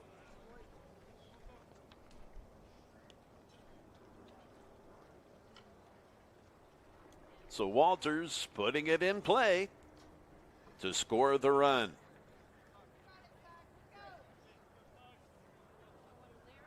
Chris Smith, the batter. Still two runners on. And the strike.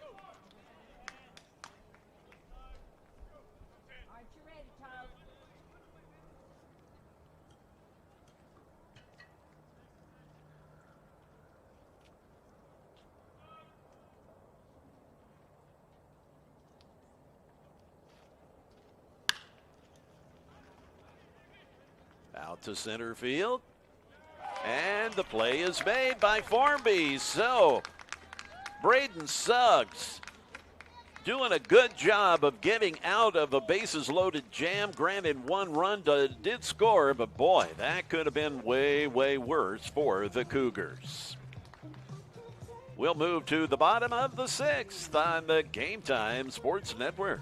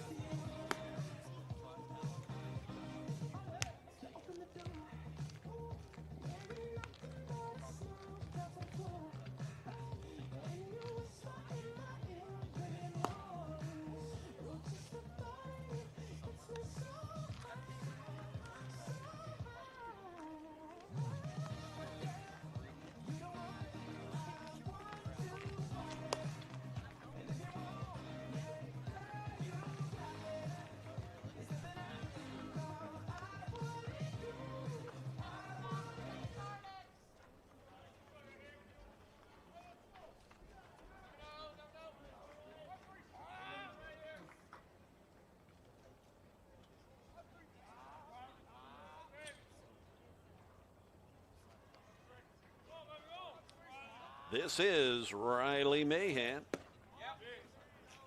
Riley looks at a first pitch strike.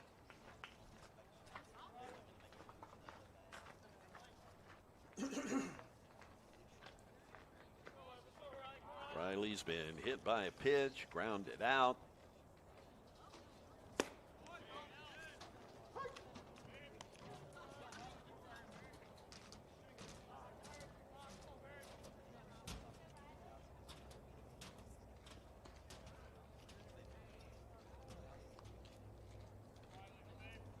Jordan Smith due up next, and then it's Owen Phillips.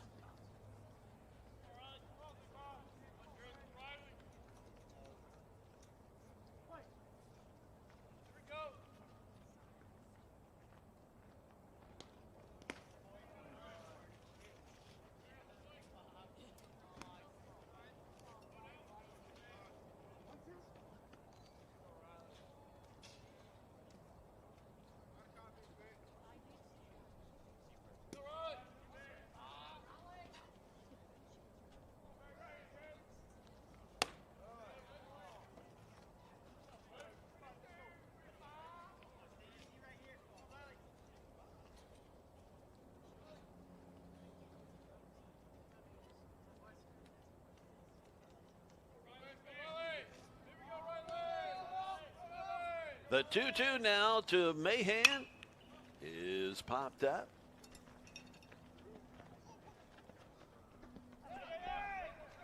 And it falls. And Coach Schoenrock, I figured he'd come busting out of the dugout saying that the runner interfered with his ability to zero in on the ball and make the catch. So the umpires are going to get together to talk about it.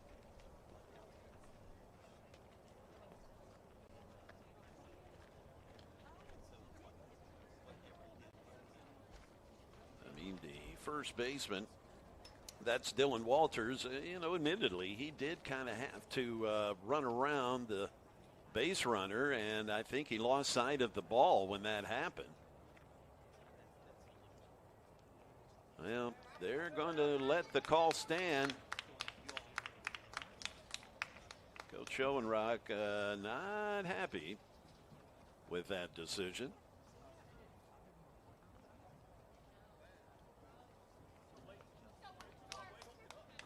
But doesn't win that argument. So Mahan will stay at first. And Jordan Smith, the batter. Jordan singled his last time up. He was one of the guys on base when Nolan Sargent hit that 3-run homer. Smith lays the bunt down, fielded by Rother, tosses it over to Walters, and that is the runner that gets to advance down to second base on that.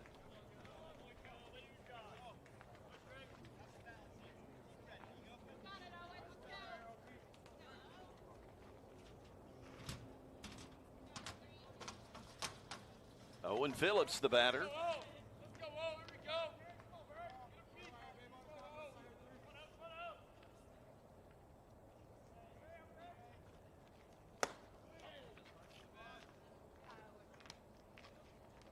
High and inside. Riley Mahan at second base. After Smith bunted him over.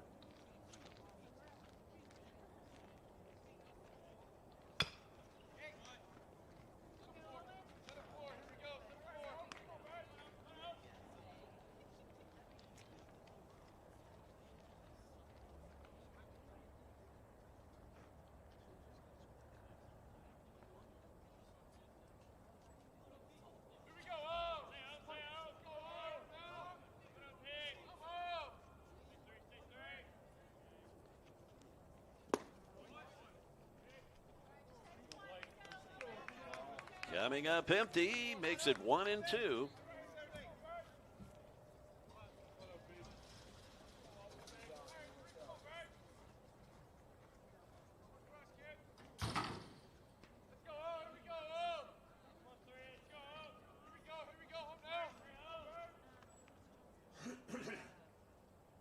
From the stretch, Strickland now. Throwing it over to second. Trying to catch Mahan leaning.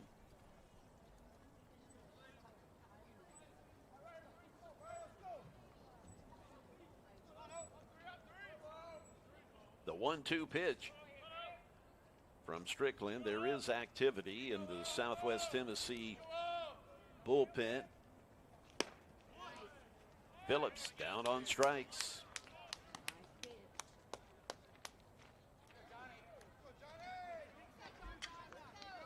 Two outs for John Reed, the top of the order turning over. Reed with a single, a homer, and flied out to right.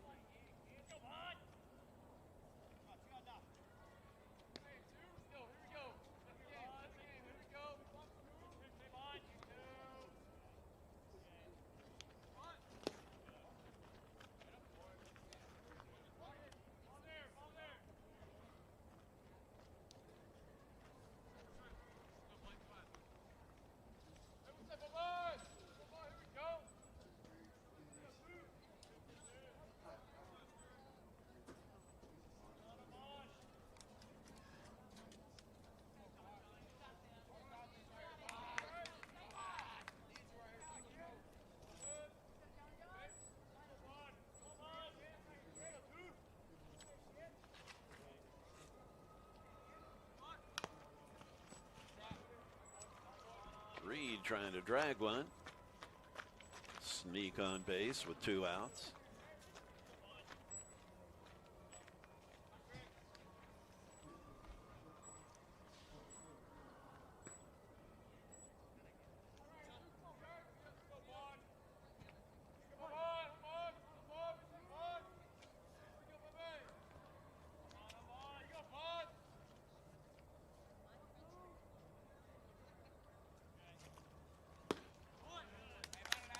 Fooling Reed on that breaking ball. John kind of gives Strickland a look and like, man, what was that? 1 ball, 2 strikes with 2 outs.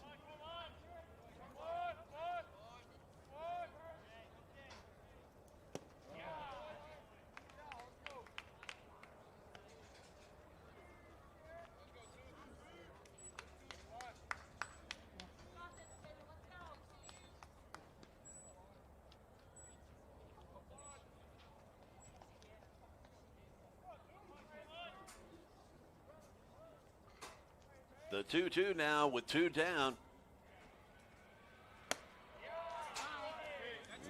Good pitch, but apparently a bit high. The count goes full with Riley Mahan on second base. 2 outs. You certainly want to go ahead and get Reed here. You've got Sargent on deck. Last thing you need is Nolan up there with 2 guys on.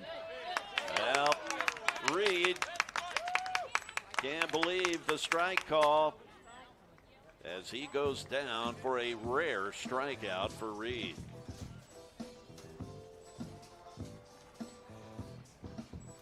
The Cougars held scoreless the last 2 innings, but they still are on top by 4, 6-2 on the Game Time Sports Network. It's Jay Harper. Join me and Nashville radio legend John Bozeman, known as Johnny B, as we gab about all things radio, entertainment, and music in the Circling the Drain podcast. We share stories and experiences from our more than 90 combined years of being in the biz. Yeah, we're old. Come along for the ride. You never know where it may take you. It's the Circling the Drain podcast, available every Wednesday morning on all podcast platforms.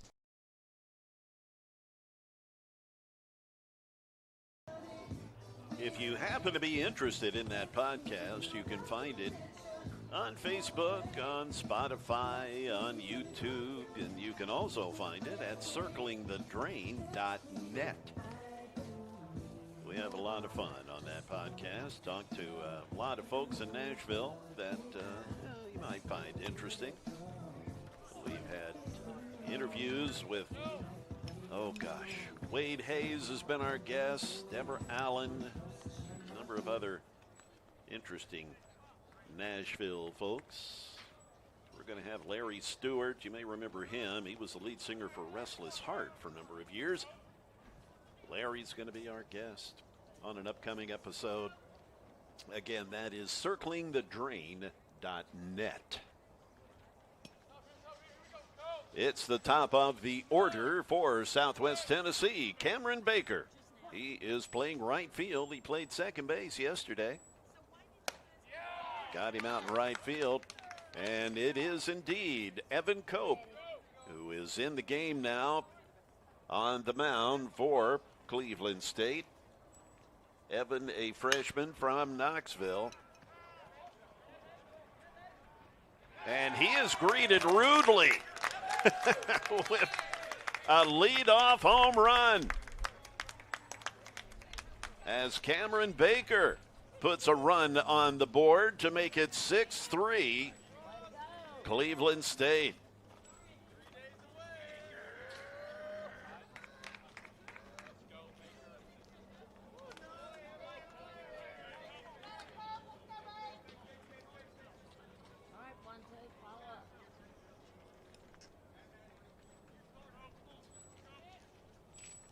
That is Cameron's fourth homer of the year as Tylen Graves looks at a first pitch strike.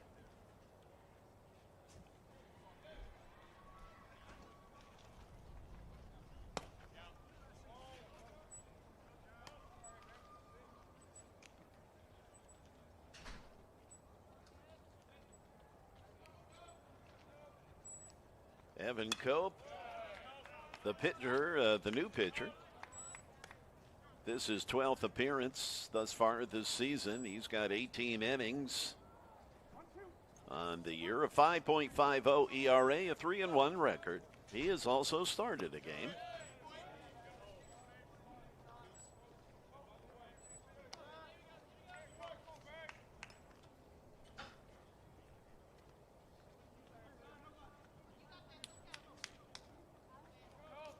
Struck out 13 in the 18 innings that he has pitched. Make that another strikeout. Graves has had a rough day today. I mean, he is such a fine hitter. It's a rare occasion where he would strike out 3 times, and that's been the case.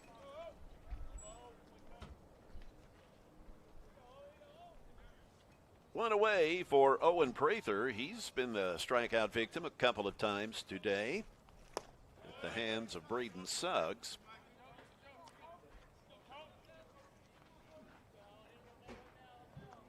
Suggs with 10 strikeouts today.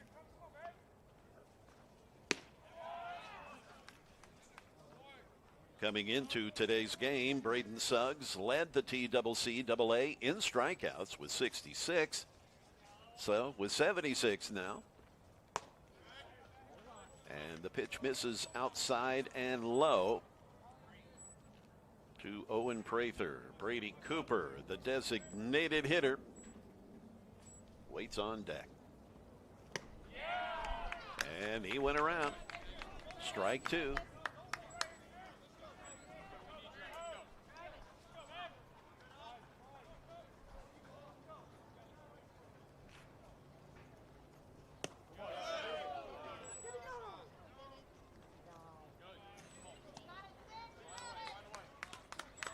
The count goes full on Owen Prather with 1 away.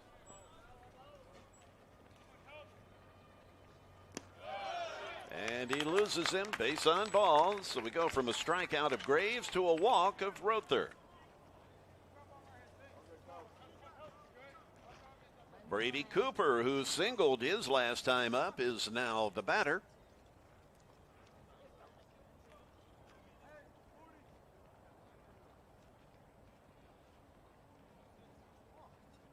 Brady leads the team in batting average, .388.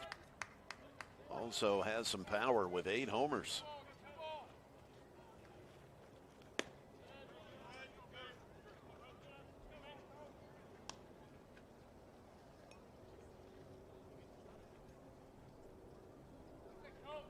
Had the chance to meet Brady's dad yesterday. He,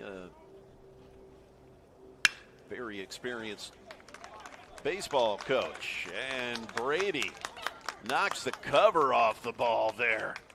They are waving home Rother. So it's a stand-up RBI double for Cooper.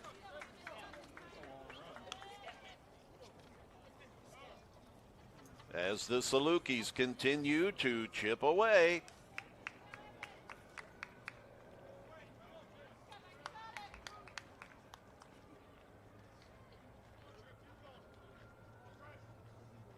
Still just one out, and it's Trip Ray.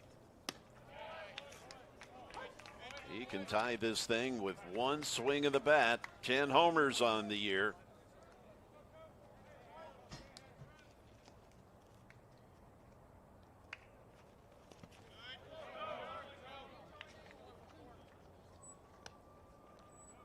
As I was saying, Brady Cooper's dad, longtime baseball coach, coached at Rossview High and some other places over the years.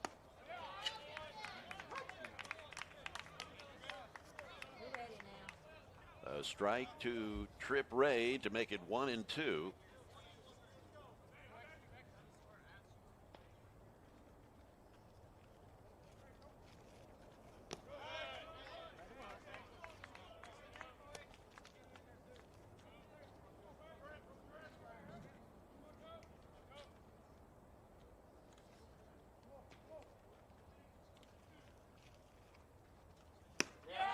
And down he goes for the second out.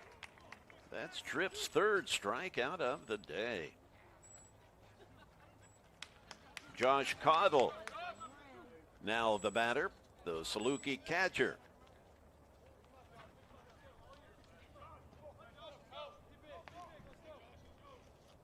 Josh, a freshman, Florence, Kentucky, is home as he fouls off the first pitch.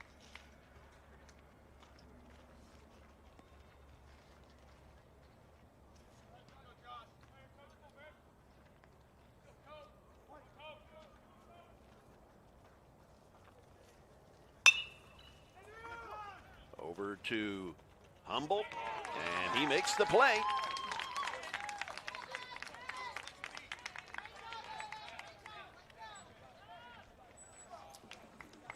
The Salukis, though, they have managed to put runs across in each of the last 2 innings, and the Cougars, they have been scoreless the last 2 innings. It has certainly gotten closer. It was 6-1 at one point. We're down to a 6-4 ball game. You're not going to want to run away. Stay with us on the Game Time Sports Network.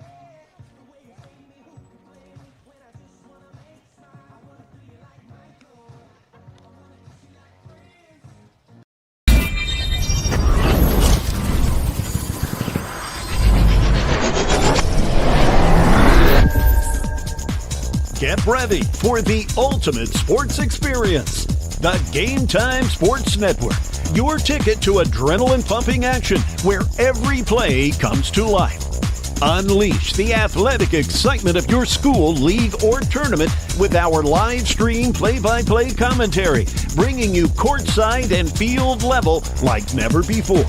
No more missing the magic.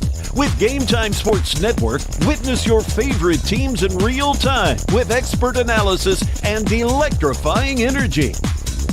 Accessible, immersive, and always on point. Game Time Sports Network, because every moment deserves the spotlight. Don't just watch, experience the game. Game Time Sports Network. For your front row seat, it's game time.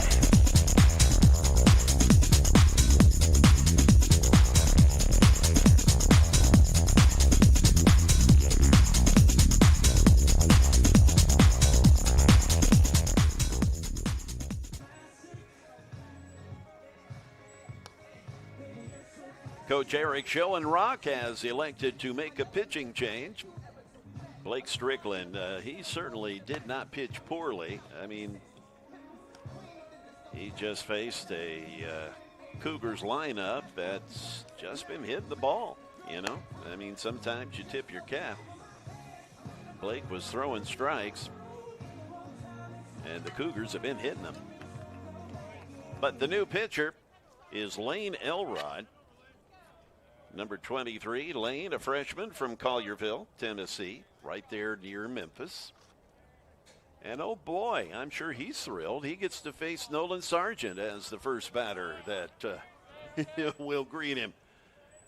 Nolan with a 3-run homer today and yesterday.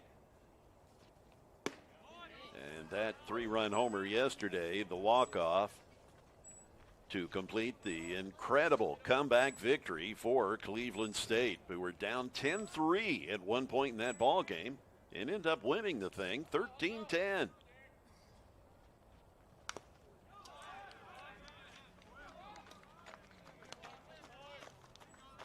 Elrod, he has got Sargent in an 0-2 hole here.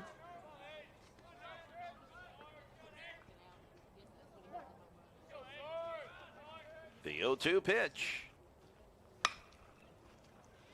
Lifted out to center field. And the catch made.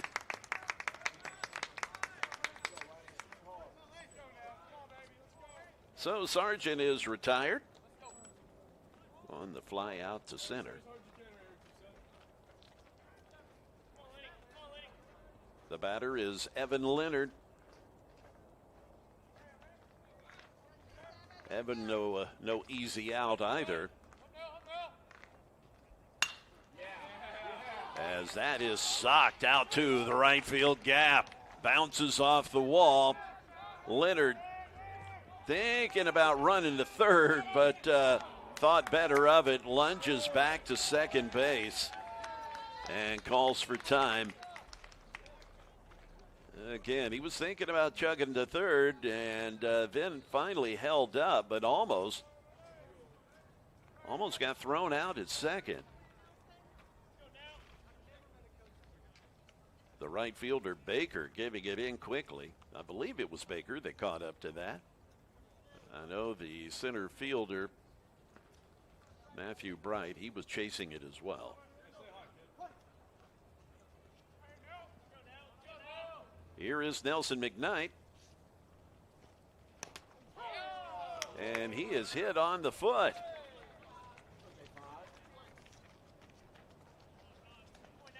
So Nelly jogs down to first base on the hit by pitch. After McKnight's double, or Leonard's double, McKnight makes his way to first.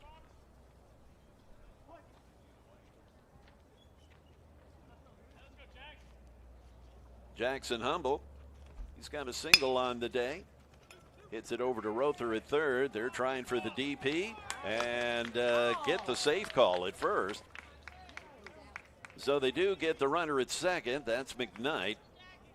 2 outs.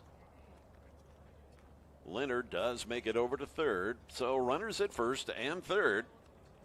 Humble reaching on the fielder's choice. And Sam Formby, the batter.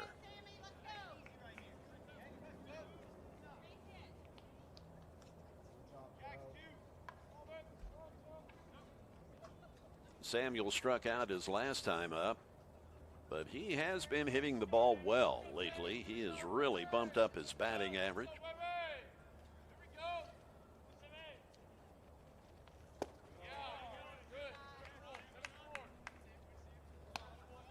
Samuel coming in the day hitting .324. He's been getting opportunities to play, and he's made the most of them.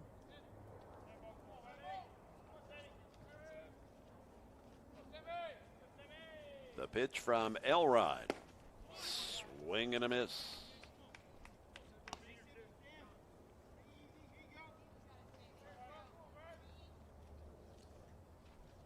This is Elrod's 13th appearance in a game.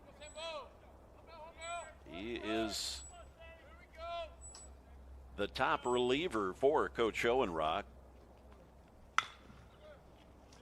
And hit foul.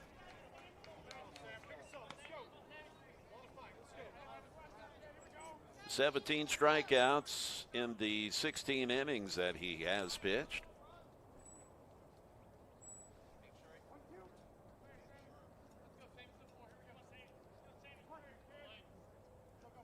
1 ball, 2 strikes with 2 outs. Runners on first and third. Missing outside.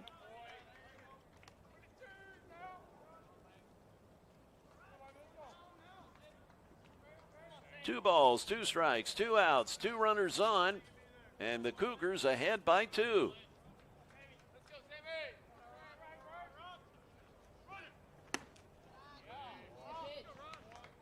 Humble jogs down to second base. Uncontested, so 2 runners in scoring position with a full count on the Cougars center fielder today, Samuel Formby.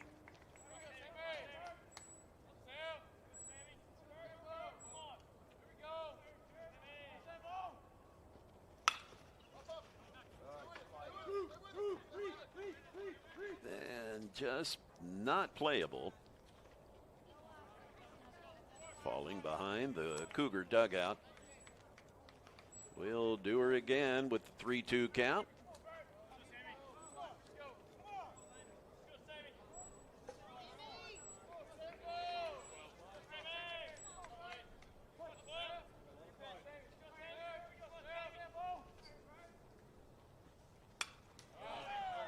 Staying alive.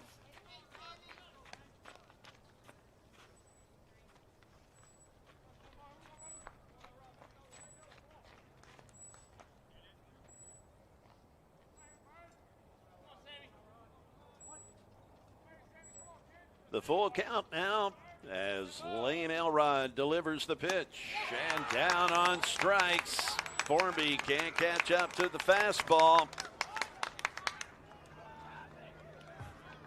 So again, the Cougars held scoreless for the 3rd consecutive inning.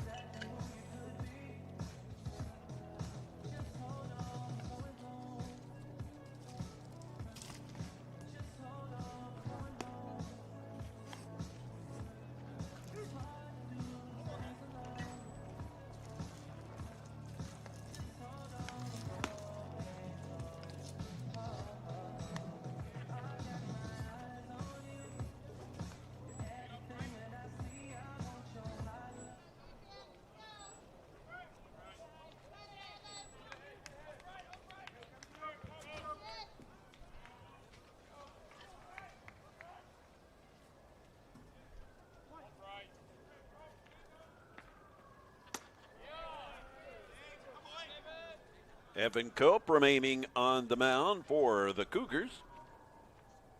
As Matthew Bright, the batter.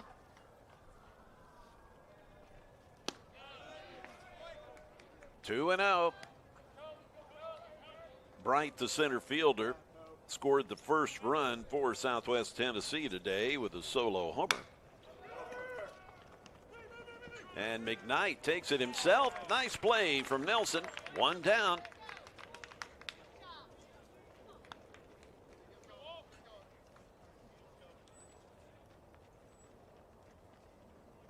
Dylan Walters, the batter.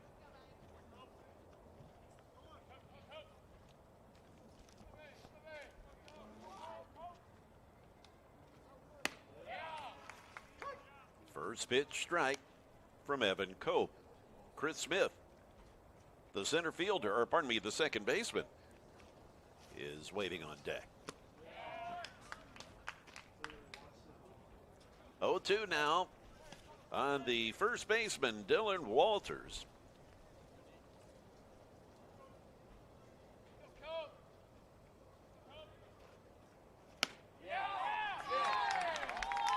3 pitches, 3 strikes. Walters just stands there in disbelief.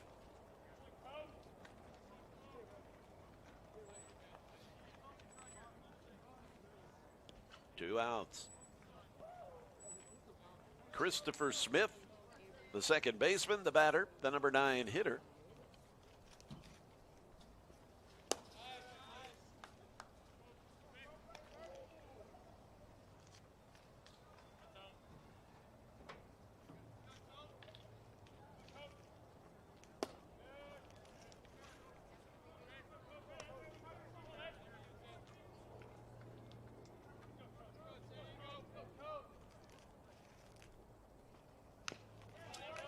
Two and one.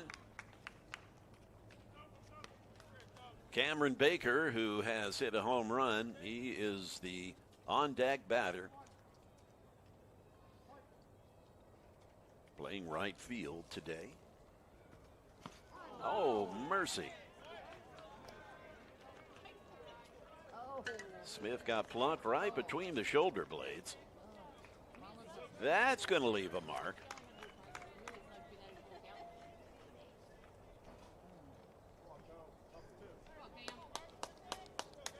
Cameron Baker, the batter.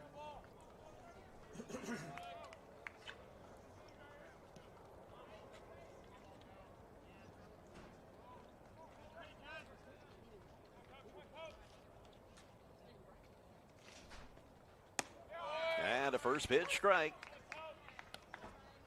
Baker with that home run. He's also grounded out, struck out, had a single in the first inning.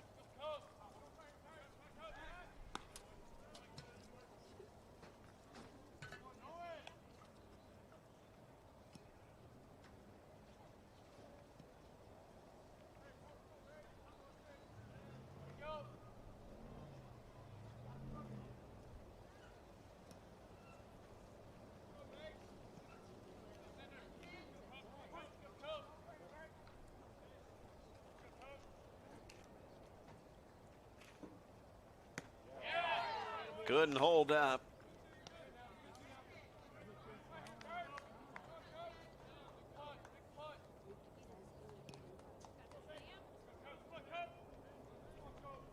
Cope now from the stretch, delivering the 0-2. And it skips away from Smith.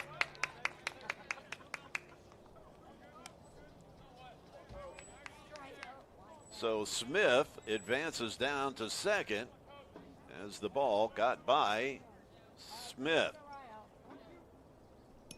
1 ball, 2 strikes.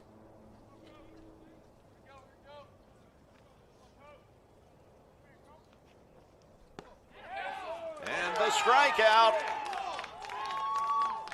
Cameron Baker goes down looking for the 3rd out.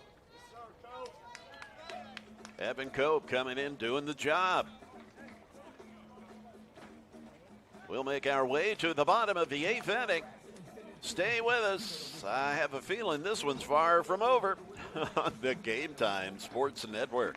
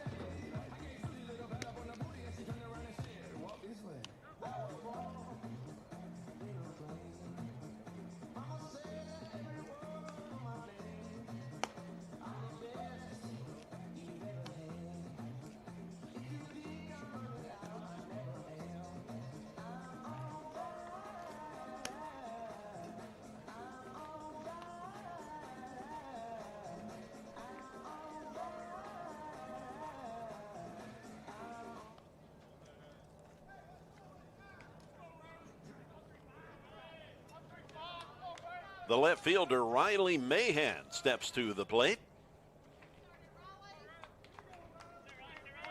The first batter of the inning here in the bottom of the 8th for the Cougars. Lane Elrod, the pitcher.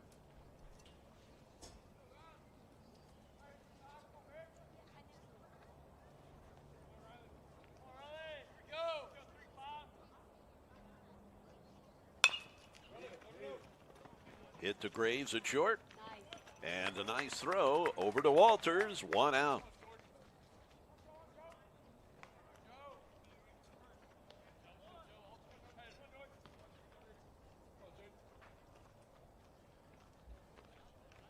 Jordan Smith, the batter.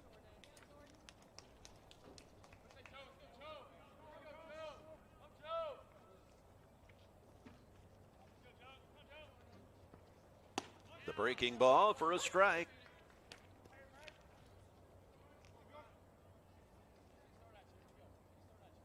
And it looks as though we will have a pinch hitter in for Owen Phillips as Ryan Long is on deck.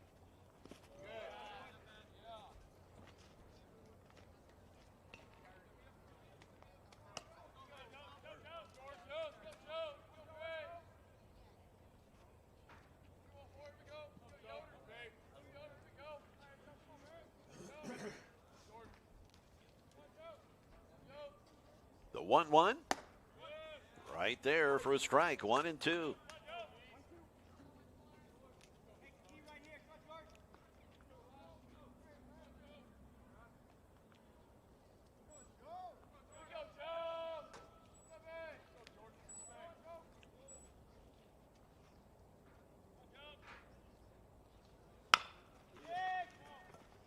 Over to Rother at third, and he makes the good throw for the second out. 2 ground outs for the 2 outs this inning. And it is a pinch hitter with Ryan Long stepping to the plate.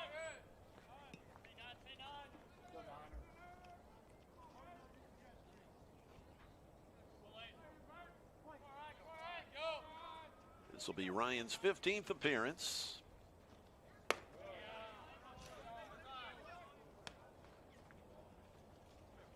As you can see, Ryan, a big young man, listed at 6'5", sophomore from Nicholasville, Kentucky.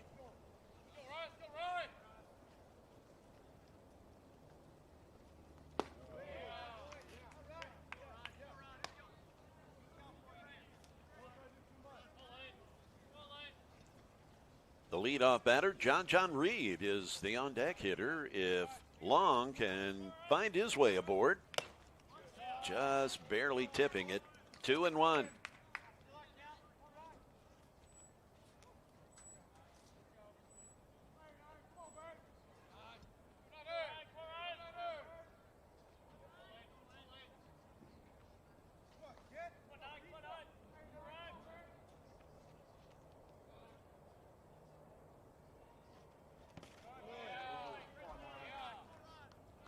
Skipping in there for ball 3.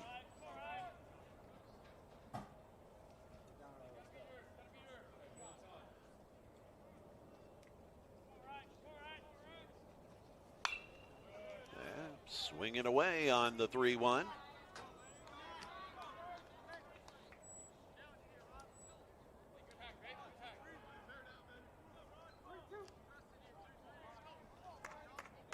A full count on Ryan Long.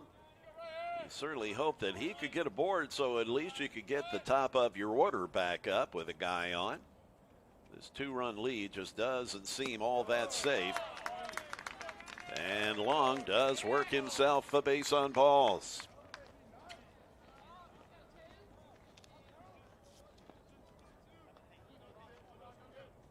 That does bring John Reed to the plate. A single and a home run today.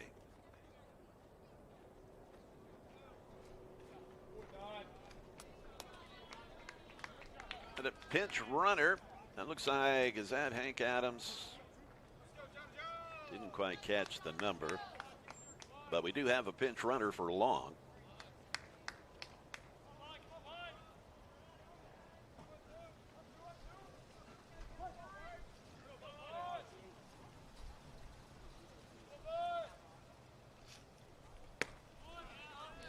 And that breaking ball just missed.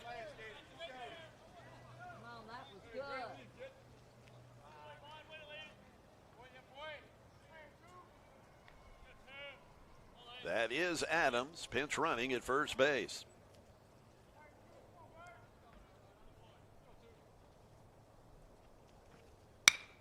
Reed over to Rother. And he's been playing a stellar third over there today. Guns down Reed for the third out. So again, the Salukis managed to keep the Cougars scoreless. It's the top of the ninth inning. Evan Cope back out on the hill in an effort to keep this one right where it is.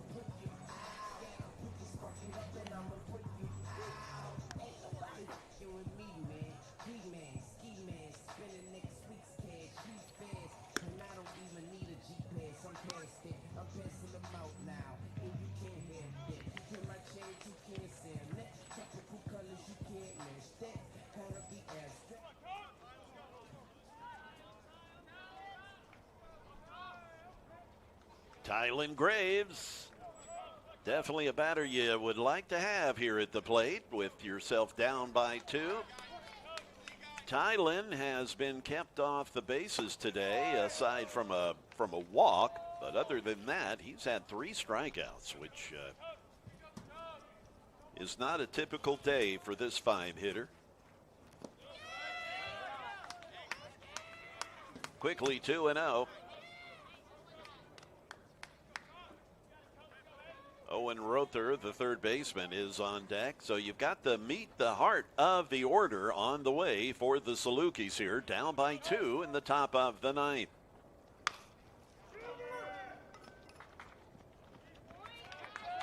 And that is a ground out as McKnight takes care of business for the first out.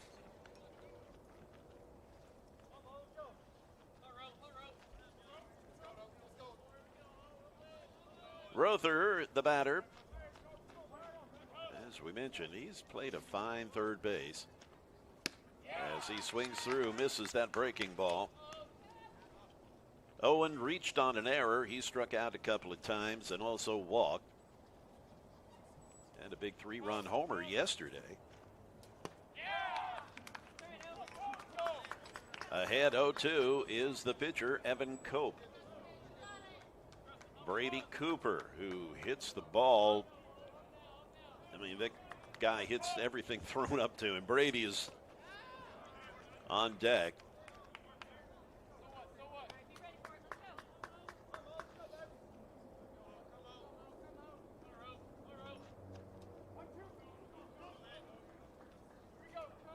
One and two.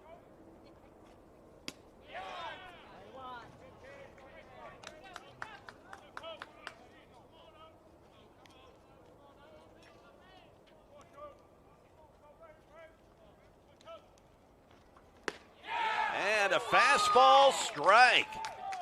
Probably the best fastball we've seen from Evan Cope today, as he delivers the second out via the strikeout. Brady Cooper, it has been really something to watch this young man hit as Coach Bryant comes out to make a change. He's bringing in the fireballing lefty to face this left-handed hitter, Brady Cooper.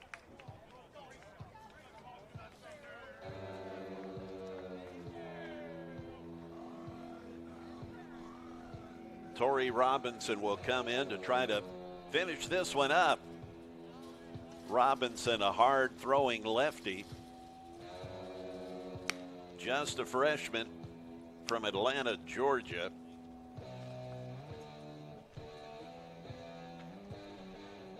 So Coach Bryant playing the odds here.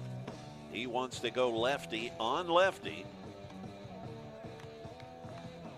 with this fine hitter, Brady Cooper, coming up to the plate. Cope did his job.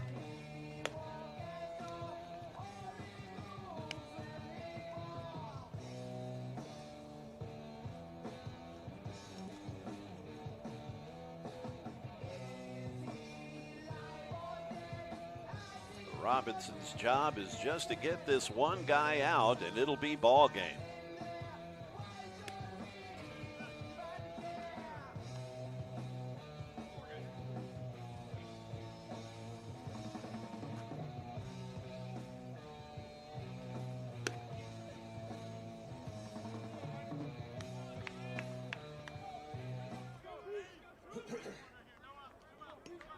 Brady Cooper. He hit a double his last time up. One of the hardest hit balls we've seen today. I mean, he just scalded that thing out to the gap in right center his last time up.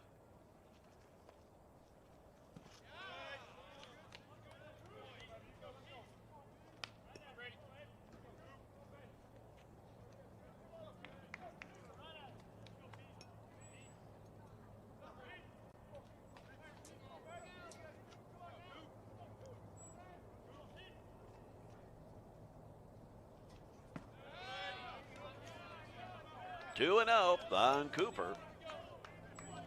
Trip Ray, the catcher, waits on deck.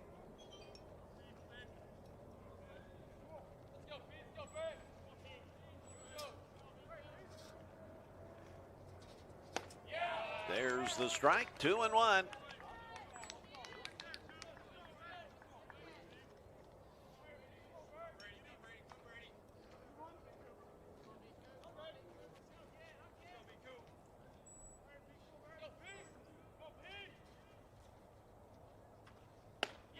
And another fastball for a strike to go 2-2.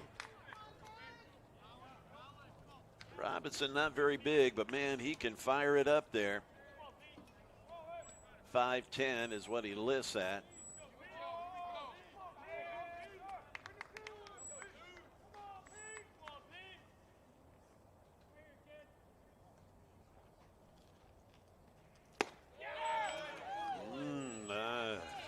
Guess that was low. It was certainly over the plate. We've gone full here on the Saluki cleanup hitter, Brady Cooper.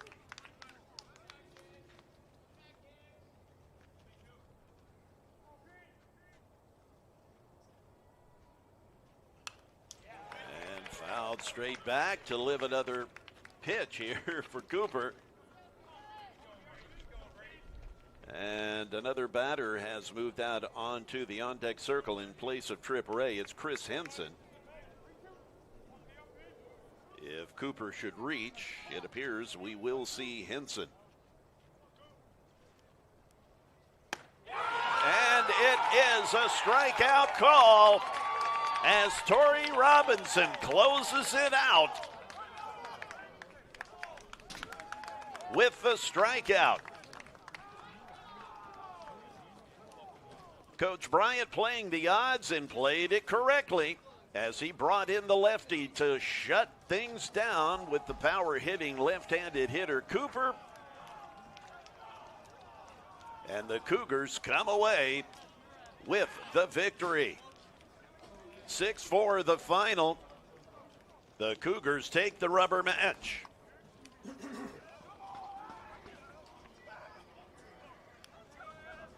This has been just a really great series. These three games, all of them have just been very, very fun to watch.